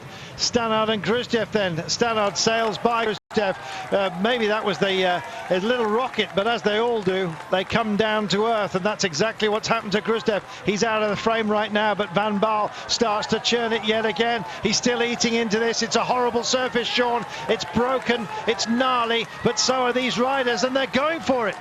Yes, well, they are committed. They're in a position. 50 seconds, it's a nice advantage, and if it continues as it is back in the peloton of chasers, you're not really pushing on here. Stannard, of course, he is in a position now where he has to try and make it across to the number of riders out in front. But again, we can see back in that peloton, it's a little bit of a downtime for the moment, but it cannot go on for too much longer. This is another chasing group you're looking at right now. They're broken all down the mountain, and it's hard to figure, to be honest, which is going to be the move that actually makes it, but there's so many good riders here, including Martin Weinens, of course. 36.5 kilometres to go, 50 seconds the gap, back to the fourth group, 1:14. They are grouped, Sean, and they may be significant here as they almost tag the camera bike and are forced to move to one side. Oh, goodness me. Well, they do make it by, and make it by safely, but Trek also in the house, and Tinkoff don't want to be denied. Not necessarily all about Sagan, but some hard work to do, and you can see what a grind it is as Stein de Volder, one of the greatest men to grace the cobbles, is still engaged today in the hurt, of which there's 36.3 kilometres left of it, Sean. It's never ending. Well, it's a long one, and at the very end of this race, that's where it gets more difficult. Combination of kilometres, time on the bike, and this is the most difficult part because the hills come very close together, and we can see a group trying to get out of this main group, and that's what we're going to see. Some riders tactically they want to move on, get out of the main peloton, and we've just seen a second chasing group form at the moment. Rowlands looks spent as we catch up with the remainder of this group. Just got past Mesgets, and there is Sepp van Mark, the eternal heartbreak, I'm afraid, of Sepp van Mark. Will it go on? Well, we'll see how he manages to build something out of this one. The Tijneberg, by the way, is said to be Tom Bonen's favourite climb. He's obviously a sucker for punishment. He always seems to go well on it. I think he just likes the fact that others seem to suffer more. But then again, we'll see whether Tom can get himself back together. Ethics Quickstep, I think, are possibly in the hands of Stiebar and Terpstra. They did a lot of work earlier on, Sean, Ethics Quickstep. Did they do too much? Well, I think they did a lot of work in the earlier part. They made the race very difficult, certainly, but they also, I think you're going to pay the price. You're going to accept that if you put a lot of riders in the front and ride for many kilometres. But it's going to be a one now. Can some of the riders finish it off? And it's certainly made the race really difficult, and we're seeing the results of that. Lots of small groups getting out of the front end of the peloton. So that tells you maybe the big favourites haven't got as many teammates around them because the race has been difficult earlier on, and it's Ethics Quickstep who have contributed quite a lot to that. Very much so. And just looking back down and through this group, and they all, well, calling for relays, Cancellara. Come on, let's all do some work and make this one stick. Well, Cancellara's good at this sort of thing, and he's good at drawing effort from other teams, and he seems to be a sort of patriarch of cycling. I've seen Nicky Terpstra in a very good place as well. The Dutch champion, the Netherlands champion, also looking reasonably fresh. But this group that we're focusing on right now, Sean, with Cancellara, with, of course, Peter Sagan, it's almost dangerous because of the level of talent that's within it. Well, it's always they're dangerous to each other, I mean. Well, it's always just a problem. Who is going to, take up the chase? The favourites themselves, do they start to ride as well? Do they just allow the teammates to do it? And we could see, for Cancellara, Stein de Volder there, who's the one who's trying to keep this group moving along. The advantages are not out of control at the moment, but it's coming to the point now where they have to show their hand. Cancellara will have to really push on in the next difficult sections where it's on the climbs. He has to try and open up this race. It is still bridgeable. We've seen Cancellara of very recent. He can ride across through groups at such a rate, but he is going to have to at some point, as we get to 34 kilometers to go, it's still possible, because there is quite a bit of kilometres, quite a bit of road to be covered yet. Pollitt, Van Hoek, and of course Stannard, and check this out, goes straight round, has a look into the face and said, who's capable of coming with me? And it's Pollitt. Stannard is on a mighty day today, Sean. This is great. Well, it's a difficult one, because he is having a real difficult ride to get across to the front group here, the breakaway, and that is going to take a lot out of him. It's going to really make him pay for it in the end. He has to be really on a super day, right across, if he gets across to that first group, and then to have enough. But as we can see here, this group is coming up with Cancellara and the other favourites, so not possible for Stannard to hit it across quickly. Well, with the pace as it is today, you get the feeling that you're going to run out of personnel ultimately, and then it's going to be a real star selection. Stellar, you might say. And when you look at this that's just approaching right now, they still look easy and within themselves. Cancellara is about to lose his last remaining soldier, if you like, that's been engaged in the trenches with him today. Little toot on the water, almost as an excuse for not engaging too much hard work. Terpstra sails by. Been impressed by Terpstra and Lars Bohm today. And I am cycling as well. I'm waiting to see if Henrik Hauster's still in the house today. Old stager that he is, 33 years of age, I think he is right now, as we hit the 33.3 kilometres remaining. My goodness, a minute and 5 now between the lead and the secondary group after that little regroupement, Sean. Yes, and we can see there, there's groups everywhere on the road at the moment. The groups trying to chase, trying to make it back in here. We can see there, I think there's a group coming up from behind here that's going to join this Cancellara group, but it's going to be a difficult one. When you have to make a chase after getting dropped out, it's only a matter of time. The next one, you're going to be out the rear door once again. What a day. And we've still got over 30 kilometres of it left. Enthralling.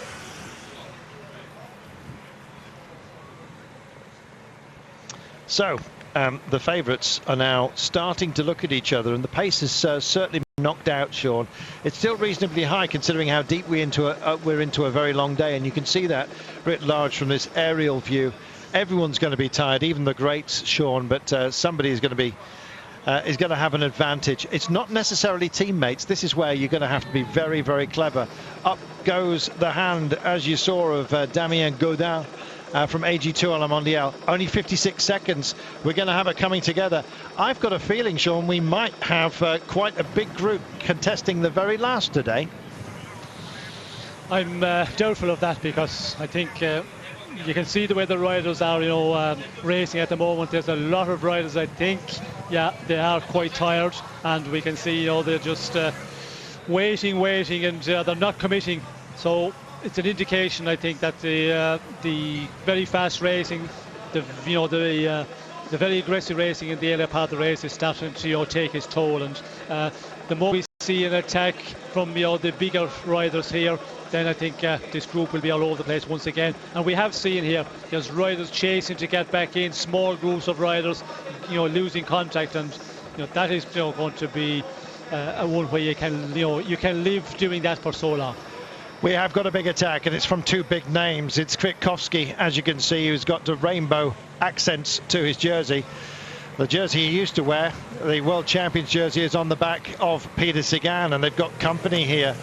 Well, Martin Vinance and Sepp van Mark have been working extremely well today, despite all kinds of trauma. And with 31.8 to go, it's the first big roll of the dice by some very big names, Sean. This is serious. Yes, well, with Sagan, Kwiatkowski, and of course Sepp van Mark, you cannot allow those guys to get much of an advantage. And the other riders who are thinking of doing something in this Tour of Flanders, they have to get a move, and you have to just wait for the opportunity. If you ride in the flat, of course you carry on, you carry everybody back with you in this group. But the moment you can get a little bit of a climb on the cobblestones, that's where you can hit it. This is the danger. Alarm bells are going off, as you can see, and they're staying with it. And that's Daniel Oss, who's just bridging, and Cancellara, I think, is engaged. He does not want this to drift away at a moment such as this. He can't afford it, Sean. No, you cannot allow this group to get too much of an advantage. But again, depending on how you're feeling, if you're in good shape, then you can say, well, I can just allow these fellas to take 15, 20 seconds, 25 seconds of advantage. And the moment it gets really difficult to terrain, well, then you can ride across to them. And Cancellara is the one who can do that, and we've seen him do it before. But again, you never know, he may be starting to pay the price for the very difficult day they've had today. Big hairpin. It's going to take. It's going to have to be taken carefully, and they do take a hexagon all the way through it, as you can see. Flatten themselves out and go for it again. Some very, very tired legs, and indeed minds, with 30.5 kilometers to go. 45 seconds is the gap right now. Kwiatkowski pushes on. Staying with him is Peter Sagan, and of course Sepp van Mark, leggy, rangy character, does a Sagan, readjusts himself because he wasn't too comfortable. I'm not surprised. He's got top tube trauma. Sagan stays with it. I'm just looking to see who's trying to bridge. Now, Cancellara did think about it, but has decided that there's a bigger group that he can sit in with at the moment. Doesn't want to engage too much with 30 kilometers to go, but there's definitely a big, big call being made here. Who's going to be wise to it? Is that Lars Bohm that's been tempted out as well? The Skyman's not going to help out, is he? Yes, he is, just for the time being, but only very, very briefly. And Wanty also engaged. So proud of that team to have picked themselves up and still playing the game with us right now. It is cat and mouse, and it's Kwiatkowski, Van Mark, and of course right in the middle of that sandwich is our world champion. What a fantastic trio we've got right now. It's what we needed, Sean, at this moment. Well, that's certainly the race was starting to get a little bit boring, considering we had such an exciting earlier part, and that is always very difficult for the race to continue at the pace they were going in the very early part of the race today. So it was inevitable there were going to be a bit of a downtime, but now Sagan, Kwiatkowski, Van Mark has committed herself. We also see another group coming across. There was a Sky rider there. It looked like Geraint Thomas with a rider from Astana. So yes, Sky are starting to, again, numbers, you can do that, and we did talk about that in the earlier part of the day. Ethics Quick Step, they had a lot of riders, but of course they committed and they did a lot of riding. I think they've paid for that now, but Sky, they still have a number of riders still with a great shout in this race. I think so. I wasn't even sure if it wasn't Luke Rowe, to be honest. He's been in very combative mood of late, and we'll see whether he delivers today. The main body of the peloton is now a minute adrift, so it's a good move. They're trying to bridge to these guys, where we find still turning the pedals. Dylan van Baarle as we come to the Kreuzberg, maximum 9%. It's looming large, Sean. Once we've dealt with this, we've only got the Eau de Clermont and the Paterberg before we start to run for the line.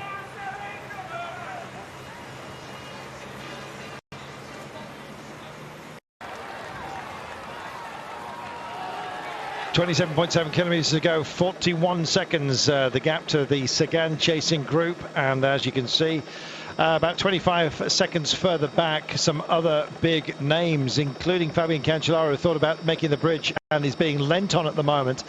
Everyone else anchors within this group, as Sagan's being allowed a little bit of free rein, you might think, but he's having to work very, very hard, along with Kwiatkowski. and also Sepp van Mark. Stein is also here, as you can see, but that is Cancellara. Is he being lent on too heavily? And they're just beginning to suffer as Lars Bohm, who was very, very busy at the top of the day. Eric Quickstep, this group also then with Tom Bonen, just about 3 riders ahead of him. There is Edvald Bosenhagen also in here, and I think Heinrich Hausler is still here for I Am Cycling. Meanwhile, these are the chasers, and what a chase group it is. Sagan, Van Mark, and of course Kwiatkowski. Now, if they manage to bridge, and it's only 35 seconds, they will find up the road Andre Greipel, who's doing an amazing job today, Stijn van den Berg from Ethics Quickstep, Erviti from Movistar, and Van Hoek from Topsport Bladeren, part of the initial breakaway, and Claes from Wanty Group Gobert is also there. A lot of hurt has been put down. That's the design. That's the idea of those up front. I didn't think, Sean, that many of those who are finding themselves at the moment in that very select group up front thought they'd be allowed to stay out there for such a long time. It's been big names staring at each other, and I think they may have all stared each other into the abyss, I think. To a difficult situation now, especially for Cancellara, but also we can see that Christoph is here, and he still have 2 teammates with him here in the group, so we have to see some of them making the move in the next difficult sections of this race. But the 3 riders, Sagan, Kwiatkowski, Van Mark, they're in a real good position because they're eating into the advantage of the breakaway out front, the leaders on the road, and we can see the group Cancellara going to a minute at the moment, so it all depends how good Cancellara is, how good Christoph is. You know, if they can attack on the Eau de Quaremont, well, you know, this advantage is possible to rectify, but again, the question is how good they are. Time is starting to run out. Dylan van Baarle of Cannondale is still also part of that group. Apologies for not mentioning him. And so this is De Volder working so hard, and Cancellara, I think he's going to have to thank his entire team, but he's got to deliver. There is Edvald Bosenhagen as well, just slotted in behind Cancellara. It's almost like there's a tow rope between the pair of them for the time being. Astana still have options. They've got 3 or 4 teammates here, but is it all for what looks like a flagging Lars Bohm? We wait to see. They've got other fish to fry, of course. Liu Vestra also 26.3 kilometres to go, and there's a change of pace, and it's Astana that decide to engage with it, Sean. Yes, well, I think they realise also some of the teams were maybe alone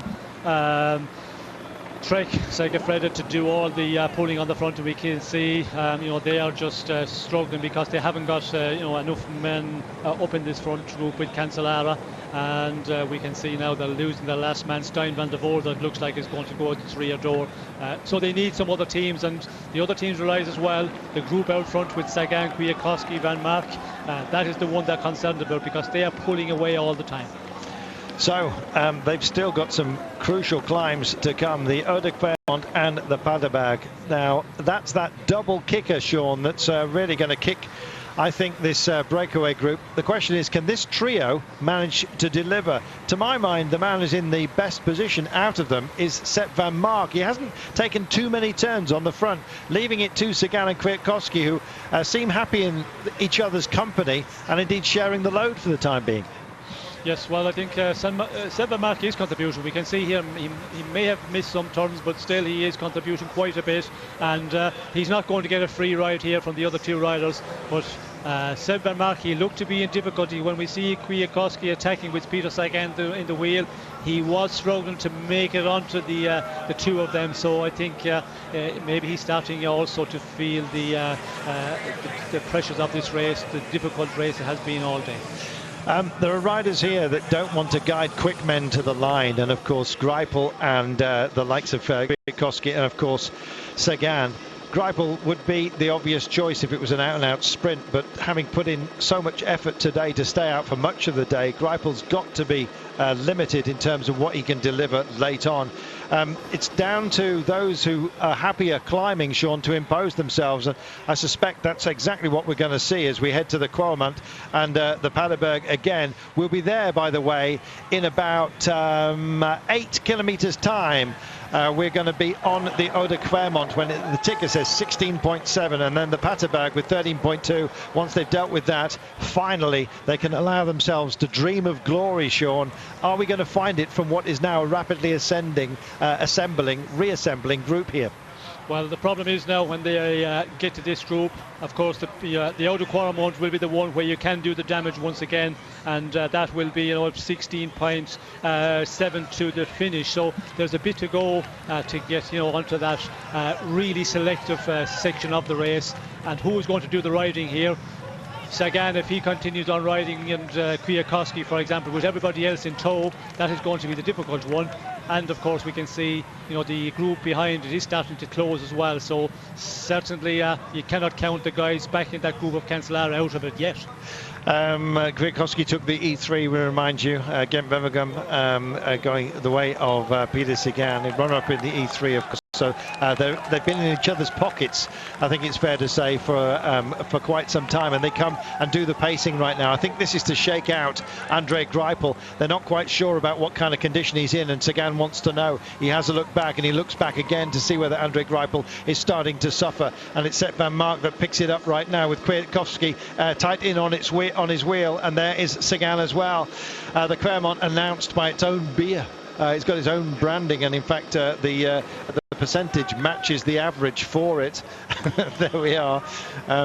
Well, you'd expect that, I guess, from a wily brewer. 36 seconds back, this group, including Lars Bohm and a pretty established team. He's got 4 riders with him who are strong and can impose themselves, but will they be allowed to? A couple as well from Trek, of course, one of whom is Fabian Cancellara, who's been leaning on his teammates, but soon he's going to have to be required to bridge that gap himself. 28 seconds with 22.5 to go. That's doable for Cancellara, but can he possibly eat into the gap and then push on, Sean? That's the question. He's about P6 in this chase group right now. Yes, well, I think he's in a perfect position at the moment. We can see Katusha getting involved in the chase, Astana getting involved. Stein de Volder has made it back. We did see him, it looked like it was game over for him because he started to lose on that little drag. He started to lose contact, but he's after fighting his way back in, and again committed 100%. 27 seconds at the moment for that group of Cancellara. So on the outer Quaremont, if Cancellara can put up the show that he's done in the past on the Quaremont, well then it is certainly bridgeable.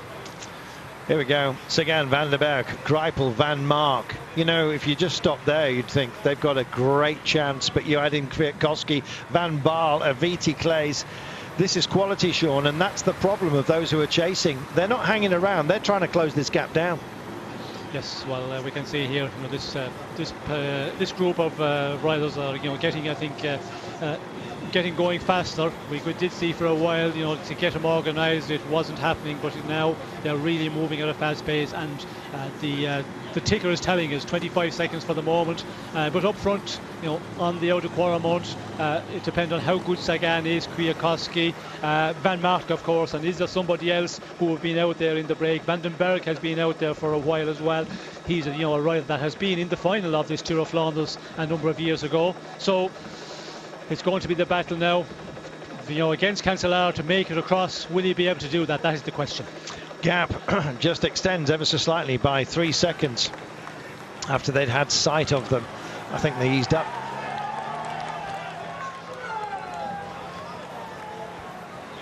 .5 kilometres to go, and it's Peter Sagan that takes on the duty. Andre Greipel just gets out of the saddle trying to stay with these guys. Closest to Sagan is Dylan Van Baal. Still looks reasonably comfortable considering the amount of work that he's done today. I think it'd suit Van Baal to start shaking out a few of the quick men here, but it's hard when you're faced with the greatness, not suggesting that he's not part of that vanguard. But names like Sagan, names like Kwiatkowski, they've been at the top of the podium, top of all lists for quite some time, and in fact have managed to find a great deal of success of late. And they've got less than 20 kilometres to go now, and it's 27 seconds the gap, and we're starting to head for our big climbs. So introduce yourselves, why don't you, to the Eau de Claremont. These are the approaches, the footlands, Sean. They're going to make the turn, and then they're going to test themselves, and I suspect they're going to test this group as well. Yes, well, I think we will see a test in both groups. This group, they cannot afford to hang around at all. They have to continue on working, and what more than a better place on the Quaremont if Sagan and the rest of the guys who are in this leading group are feeling good, but they're going to have to try and make a selection and split this group once again. And the same goes for back in that group of chasers with Cancellara. We did see Bowen as well was very much to the front there. Here we go then. We're turned into hell. We've turned themselves inside out as well, they feel like. There's been several loops. It's spelt doom for plenty. And right now it's about taking on this for the last time, this double punch. The Eau de Quermont beckons, after it the Paterberg, and then once you've dealt with that, the very last nasty spiteful climb, there's still 13.2 kilometers of open road with some descents as well, where the likes of Cancellara can break the hearts of all of those around him. He sits at 29 seconds at the moment, and he's been saving his energy. Unlike these guys, they've imposed themselves.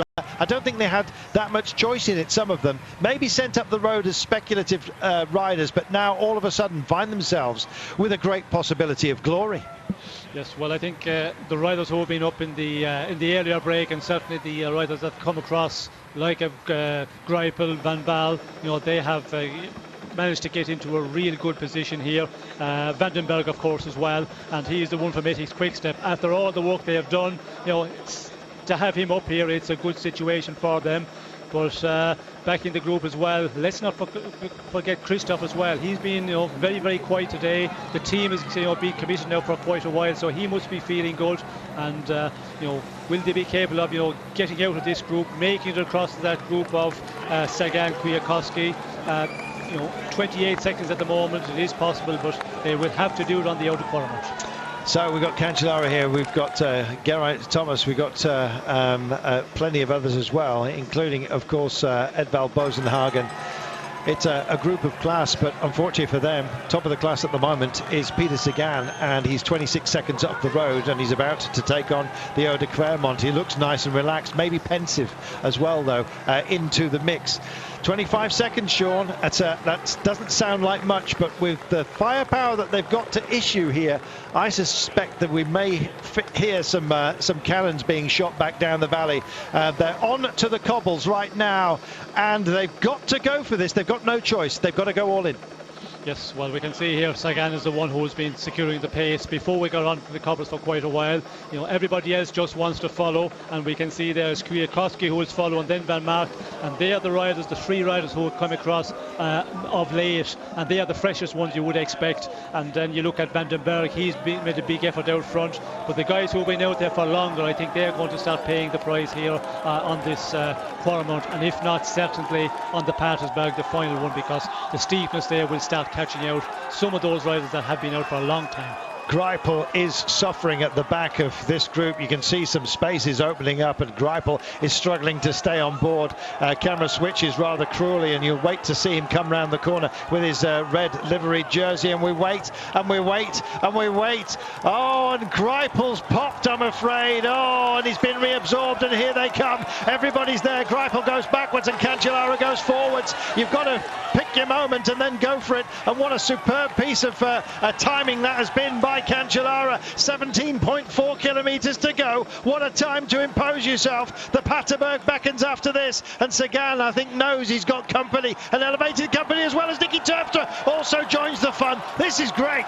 Yes, we can see Cancellara, he's just lit the torch, as they say. We can see that Nicky Terpstra is trying to follow on. We can see Geraint Thomas also there, so it's going to be... Oh, look at him go! He goes by, he just rides by everybody, and this is going to be a horrible time for some, but great for others. And if you're in Cancellara's position, if you're feeling that way, well, then it's a great feeling. One after the other after the other. Cancellara is eating up the break, and right now he's having a snack on absolutely everybody. Look at this. He's managed to find 5, 6, 7 bike lengths from those around him. Gives a cursory glance back, saying, what's back there? Human beings. Well, this is a phenomenal effort by this man, chasing on and trying to keep in touch. Movistar, I think it was Sutterlin actually, but anyway, out front there is Sagan with Van Mark. Is Van Mark going to be what?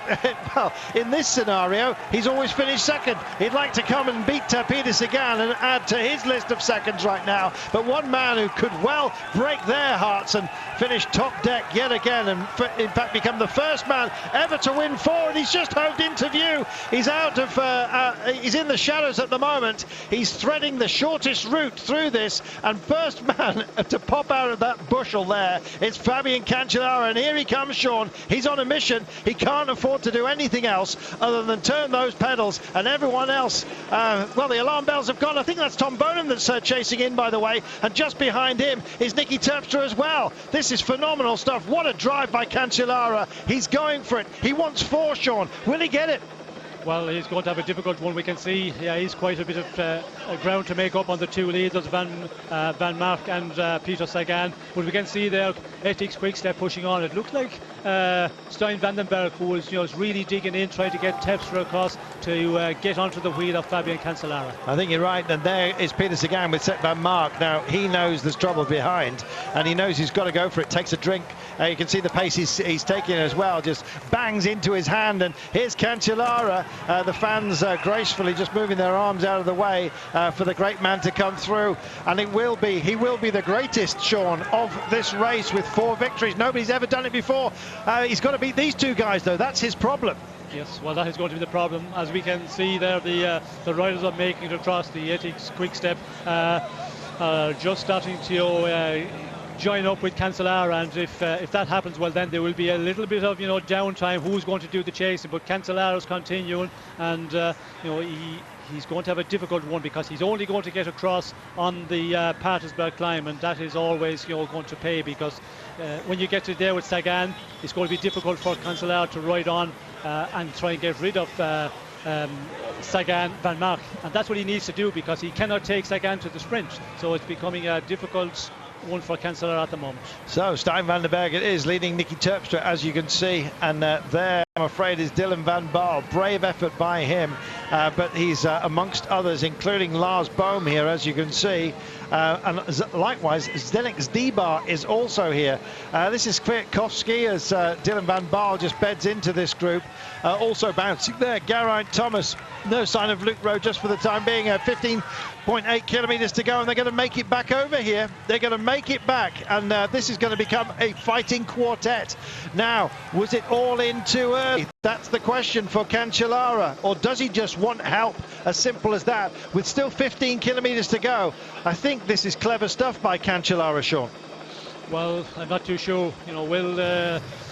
Will the riders that are joining up with him, continue or be able to chase? That is the question now. And we can see there Viti, and he is being out there all day. Kleiss also have been in the chase for a long time. So those riders, I think, are getting pretty much at the end of their energy. So it's going to be up to the Ethics Quickstep rider. We've seen him in the past.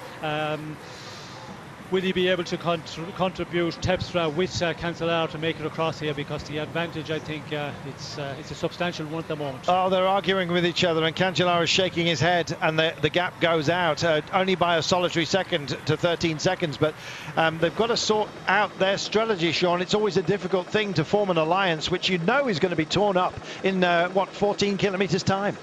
Well, of course, when you have difficulty following Cancellara on the previous time, the Oude Quaremont, then you're a little bit concerned to ride with Cancellara here, and that is Nicky Terpstra's, I think, concern. If you ride, really 100%, then on the next climb, the Patersberg, Cancellara can hit you once again and try and make it across to the 2. So it is going to be a bit of a cat and mouse, I think, in this chase away between Terpstra and Cancellara. Nervous moments on the descent here. When roads are dry, they get dusty, and that could be equally as slippery as if they were wet and muddy. And there's the gap for you. It's a tenuous one, but it's out to 14 seconds, Sean. He's found a couple of seconds, Sagan, and at the moment it is he that is leading Sepp Van Mark as they come into town. Sepp Van Mark not able to copy the aero position of Peter Sagan. I don't think he wants to. He's staying there and freewheeling behind him. It's Sagan that's just pedaling on just for the time being. 14 seconds, 13.8 k's to go. Final climb then. The Paterberg is beckoning, and here we go. Get up this, and then you can start thinking about your run for home. But this is a horrible test, Sean, so late in the day. Yes, well, this is the killer one at the end of the very difficult day. The gradient, as you can see, it's 20%, not a long one, 360 metres, but it feels like it goes on forever. And now the question is, back in that chasing group, Cancellara, how much has he got? Will he be able to, really put in a big effort on this one and try and make it across? He needs to try and get rid of the two chasers because they're not going to work. I don't think RV is going to last too long, but can Nicky Terpstra cling on to Cancellara? Coming to the fore goes Sepp van Mark, and he's decided to offer Peter Sagan a little bit of assistance here, but more than that, I think he needs to shake him out.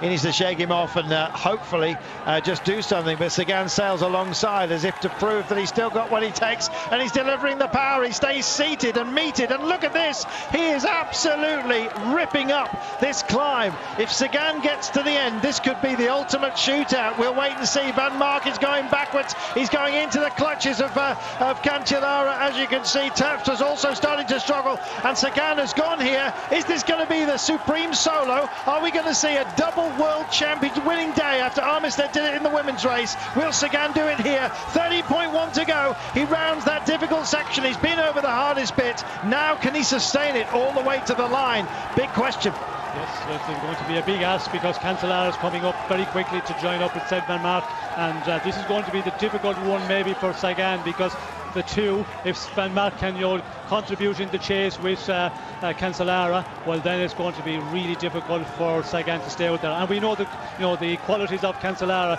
time trialing, that is his real forte point. So for Sagan, he is going to have to put in a big effort to hold off the two. And look who is here. Lars Boom has made it in, I believe. Dylan van Baarle also hanging on, but Sagan, supreme at descending, as you know, is going for this. 15 seconds he's got on Cancellara at the moment. He's going to need all of that. 12.7 is the kilometres to go. 30 seconds back though, the other group.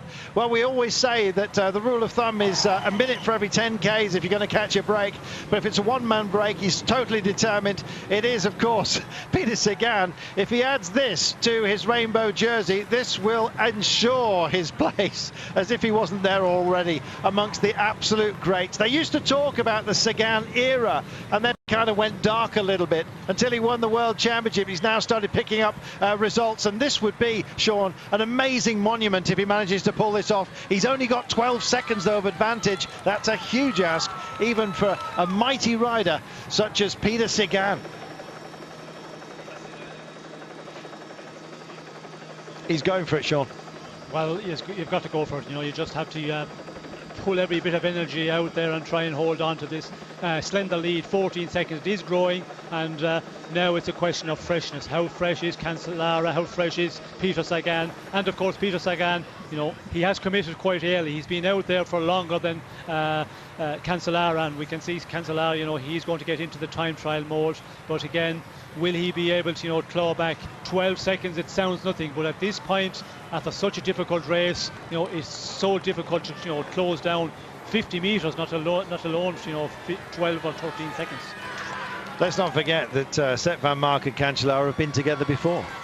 Well, they have been together before, and I'm not sure if Sepp van Mark, he has really suffered. We could see on the Patersberg, he's just not able to follow Peter Sagan, so he's getting very much to the end of his energy as well. If he rides with Cancellara, well then, maybe they can join up with Sagan, and if he can play his cards right, possibly he could do something, but all depend how he's feeling. And if the group from behind is moving up, that might push him to ride, because the place on the podium is so important for a Belgium. Even to get in the top three in this race, it's of major importance. Van Mark came into the Roubaix Velodrome with Cancellara a few years ago, and all bets, of course, were on Sepp van Mark. He knows the track. It should have been his day. It wasn't his day. That's going to be going through his mind right now, Sean. Yes, well, of course, he knows if he rides with Cancellara, and then it's going to be very difficult for him to do anything in the sprint. If you contribute 100%, but he might just start taking some turns on the front. Again, it depends on the situation. We have to wait and see what's happening behind, because he will be made very much aware of what's happening. And if there's a group coming up, that's where Sepp van Mark will start to panic, and that's where he maybe starts working with Cancellara to just hold out and be guaranteed a place on the podium. 19 seconds, it was 12 before he took on the descent, and this is Peter Sagan. He's got his arms, his hands poppy paw styly, as you can see out front. He's got himself into a time trialing position. No tri bars here, but he's invisibly holding on to them, as you can see. And he's holding on to an advantage. 21 seconds he's got now with 9.4 kilometres to go. Can he do it, Sean? Well, it's looking really good at the moment. He seems to be pulling out the advantage, although he's changing very quickly there. But again, it is growing in the right direction for Peter Sagan. It looks like that, yes. He is not struggling to hold on to the look at this. Van Mark does not want to offer up the chase, and Cancellara rolls through and begrudgingly takes it on. Cancellara, of course, aware that Van Mark has got a decent finish on him as well. He plays cagey occasionally, Van Mark. He's been beaten in the past, of course, as you know, at Roubaix by Cancellara, but this is Sagan. He's got 20 seconds now. Is it enough? 19 now. The gap's starting to come down. 18. Oh, this is almost cruel, Sean. Does he want them to join him and then go for a shootout to the line? Well, I think Cancellara's giving his all. Everybody's giving their all there. Certainly Sagan. He has to, to just dig deep here. Cancellara also, we can see here, really, just giving it everything, and 19 seconds at the moment. They can see him out in front, but 19 seconds at this point is a difficult one. We can see the group chasing the two riders here on our screen. They are at 58 seconds, so that advantage for the Cancellara Van Mark group is quite sufficient to go on, and that will be the interesting one, because Van Mark, he's going to contribute as least as possible. And we can see there, for the moment, he's not doing anything with Cancellara at all. 17 seconds now with 8.3. 16 seconds. By my reckoning, he's going to get caught with about 3 to go if this rate continues to tumble.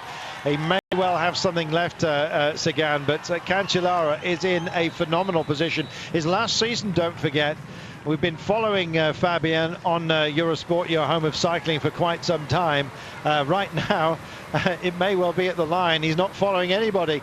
17 seconds, it's holding with 8 kilometres to go. Sagan digs again. Yes, and we can see there, Seb Van Mark is starting to do his turn on the front with Cancellara, so that can be the reason for the advantage, maybe to come down a little bit. Of course, we're chopping back and forth, and we can see Cancellara's on the front quite a lot when we come back to the two of them. But certainly Van Mark is doing, he's doing some turns on the front. I think Cancellara's doing the majority of it, but still, it helps a lot when you have a rider with you that takes it up for a couple of 100 metres and keeps the pace. A little bit of recovery, it's so important at this point in the race. Lars Bohm, Luke Rowe is indeed here. Geraint Thomas, Dylan van Baarle.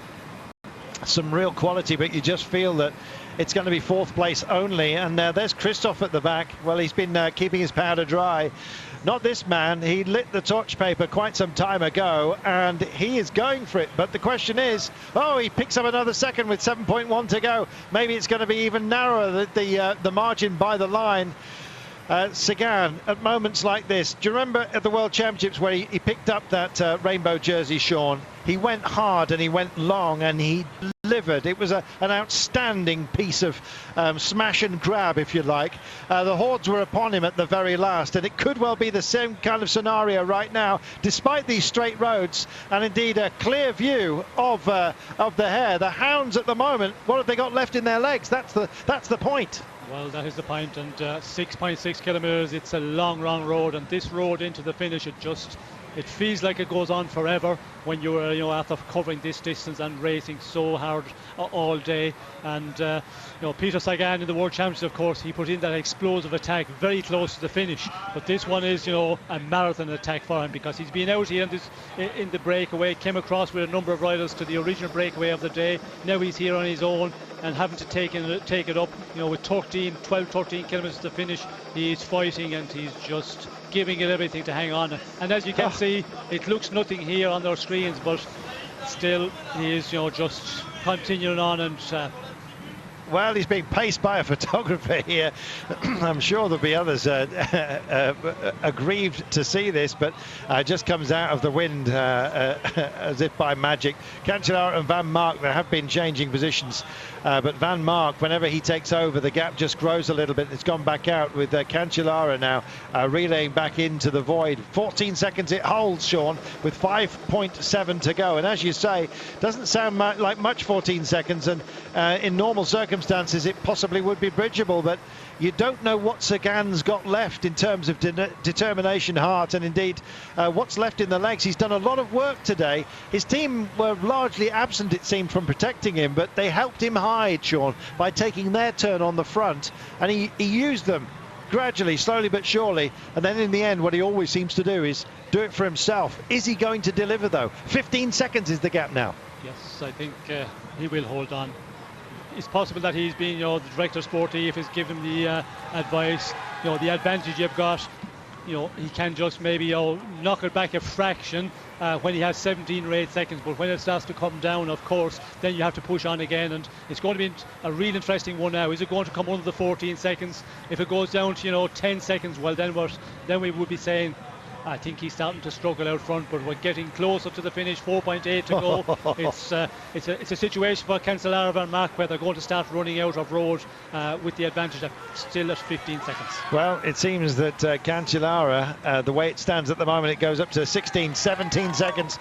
It seems that Cancellara is not going to make it. An unprecedented 4 victories in Flanders, and of course his career, he's declared, is drawing to a close at the end of this season. Sepp van Mark will race on, but he's a big man with a big heart, and but is it going to be minor places for him today? Remains to be seen.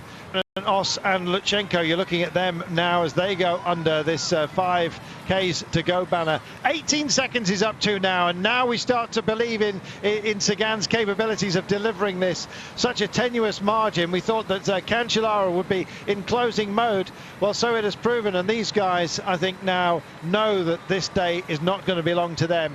Unlike Peter Sagan, well, who said the rainbow jersey was a curse? He started winning with it, of course, and it could well be that we get world champion winning the women's race, world champion winning the men's race, and right now that looks like exactly what's going to happen. 18 seconds is the gap as we go up to 3.7 kilometres from home. That says 4. It's a little less than that. The airbridge man has placed it in the wrong place. In the right place is Sagan. He's going, Sean. He's bidding for glory, and Cancellara must surely know that he's got a lead weight, an anchor on his back in the form of Sepp van Mark, who's not going to be given to help out too much here, surely. 20 seconds now, Sagan. 21 seconds, 22 seconds. It's extending, Sean. Yes, well, I think Sepp van Mark is giving his all. What he's got, he's giving here. I know with Cancellara, it looks like that he's not maybe contributing, but he is. The last number of kilometres, he's been really giving very much. I think he's all. But Sagan, it looks like he's too strong for the two, and that is something. Cancellara, you will be getting time checks, and when you see that Sagan is not slowing down at all, well then that is going to be very demoralising for the two chasers, especially for Cancellara, because known as a super time trialist, when you cannot close down in the first number of kilometres after the Patersberg, and we can see it's starting to grow out more and more. 3Ks to go. The ticker says 2.8. I think the ticker's right. It's GPS based. 24 seconds he's got now. Peter Sagan is underscoring his greatness, Sean. He's had so much disappointment. He started winning, we remind you, Gent-Wevelgem runner-up, of course, in the E3 and Tirreno Adriatico. But this is going to be an enormous moment in what is still a very young career for this man. Well, of course, the last 3-4 years we've been talking about Sagan a lot. When he burst onto the scenes 4 or 5 years ago in the Paris-Nice, I think was the first major once where he won 2 stages, and we said this is a rider who is going to win many big classics, and he has struggled in the past years, getting very close, being in the final, but not managed to pull off a big one, a monument, and then of course winning the World Championships last year. Now he's going to go on and win one of the big classics, the Tour of Flanders, and what a way he's won it. He took up the race, took the race into his hands a long ways out, wasn't afraid to go on the attack with Kwiatkowski and Sepp van Mark. He could have waited, started marking Cancellara, did that waiting game, because he's a sprinter. Sometimes that is the mentality, but Peter Sagan, no, he just goes out, takes the race by the scruff of the neck, and the way he's winning is chapeau. Oh, it's unbelievable. 24 seconds the gap, it's holding. He's got 1,800 metres to go. They hit the 2K to go marker. The Flamme Rouge beckons, of course, for Peter Sagan. What an amazing young man, and he is still very much in the centre of his career, and he's standing on a mountain at the moment. He can see where he's been, he can see where He's going, and to be honest, right now the odds are rapidly shortening on this man for the Olympic Games. He'll probably go to Rio and bid for gold. He's a world champion. He'd like to be an Olympic champion, but today, as far as the Low Countries are concerned, he is the king of Flanders, and by a margin of 25 seconds. This is absolutely outstanding. The Flamme Rouge is going to belong to him, and so is the title here, and it couldn't happen, quite frankly, to a bigger star in the firmament of cycling. He's got so many fans. He's edgy. He's hard to read. He's humorous. He's a rock star, Sean. And today, this is his stage. And what a performance! What a performance! And as you said, he is great for cycling because he's that style of guy. A rock star style, and that is good for the sport. I think to change that image, it has been changing for quite a long time, and to win Tour of Flanders with the rainbow jersey on our back, it must be a great feeling. Must be an absolutely outstanding feeling, and it's been an outstanding performance by Peter Sagan. The puppy balls to the fore, the crowd goes suitably crazy, and they know that they're welcoming their champion. Fabian Cancellara, he set out to make it 4 victories in the great race. It's going to be denied him by an absolutely supreme talent. The Sagan era is alive and well. More chapters surely to be written, but this page, I think, will be turned down at the corner as an extra special day for an extra special rider. Rock and roll, Peter Sagan, here he comes. That line belongs to him, and it must be so welcome for our world champion. Peter Sagan, chapeau, sir.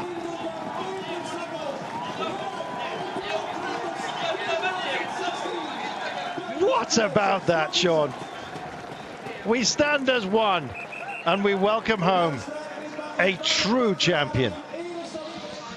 What can you say? It's certainly a true champion, and he has had to wait for a long time to win his first monument, but in what style he has won it. As I mentioned, the way he went out and rode this race in the final, that is Peter Sagan style. Cancellara finishes second and waves to the crowd and shakes his head. He gave everything he possibly could. Blows his cheeks out.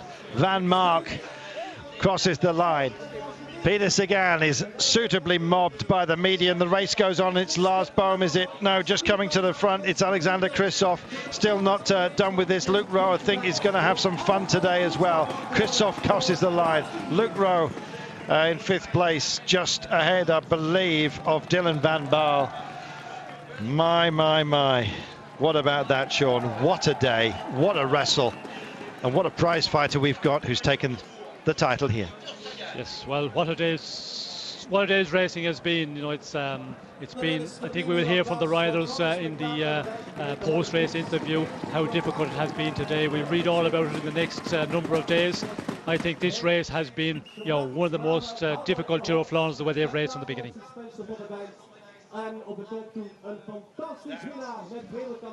That must feel so good.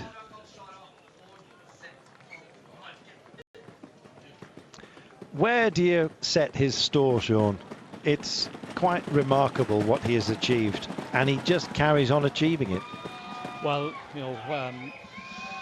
certainly the way he went and won this race, you ask your question, where does he go from here? I think there's many a classic left in Peter Sagan.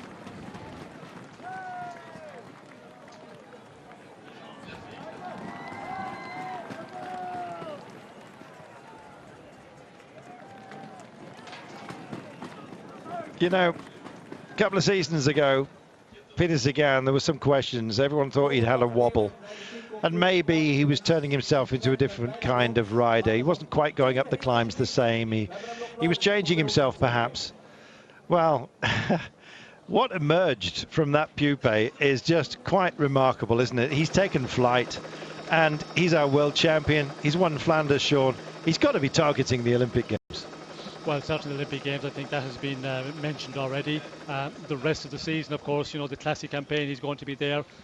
A wobble, I don't think, yes, we could see there the way he done the wheelie. There was certainly no wobble there after 255 kilometres. Amazing. Well, he's a showman, and we're so glad to have him. Is Fabian Cancellara, who has emptied himself in the last Flanders race of his career, and the emotions are coming to the fore as well, Sean. No surprise.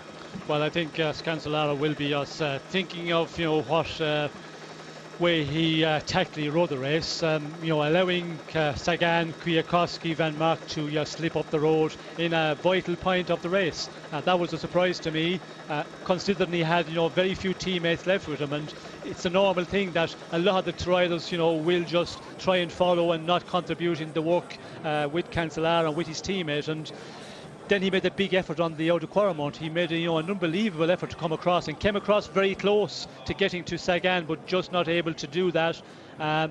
So I feel if he had been up there from the beginning, that he could have maybe had a different final of this race. We've had some great tales told today. Here he is, as a world champion, to win the 100 Tour of Flanders. How does that feel? Simple question. I feel very good. I'm very happy, and yeah, it was super hard, the race from the start until the finish. Always full gas, and yeah, I had a little bit problem from after 100 kilometers. I had to change both wheels because I broken wheel, and yeah, it was a lot of crashes. And I thank you for all the team, because they did very great job. And yeah, we have to think also about two guys what died last week. And yeah, it's very sad, but I want to dedicate this to them. And yeah, also Maciej Bodnar had a very bad crash yesterday in the training. It was a very big unluck for him. He didn't race today, but I want to tell I want to wish him the good heal, and we will see back in the group soon. It's not often that we see you speechless after a victory. You've won a monument now. Next week there's another one, Paris-Roubaix. You might do the double. It's been done before. I'm very happy also for this, and now I want to have fun after this big victory. And next week, we think next week, not now. You have your sprint, yet you wanted to finish alone. Explain. Sorry? You have your sprint, yet you wanted to finish alone. No, the race was very hard today, and yeah, it's very hard to work with another guys, because nobody don't want to work with me, and then it's always better to drop everybody. I think it's not easy. Huh? Many congratulations, awesome win. Thank you very much. Thank you. Terrific. I think that sums it up, Sean. He's a man such as yourself that nobody wanted to work with, and in the end you just got to do it yourself. Well, it's the sure way to win, and that's precisely what Peter Sagan has done here in the 100th Tour of Flanders. Sagan finishes ahead of Cancellara, Sepp van Mark, Christophe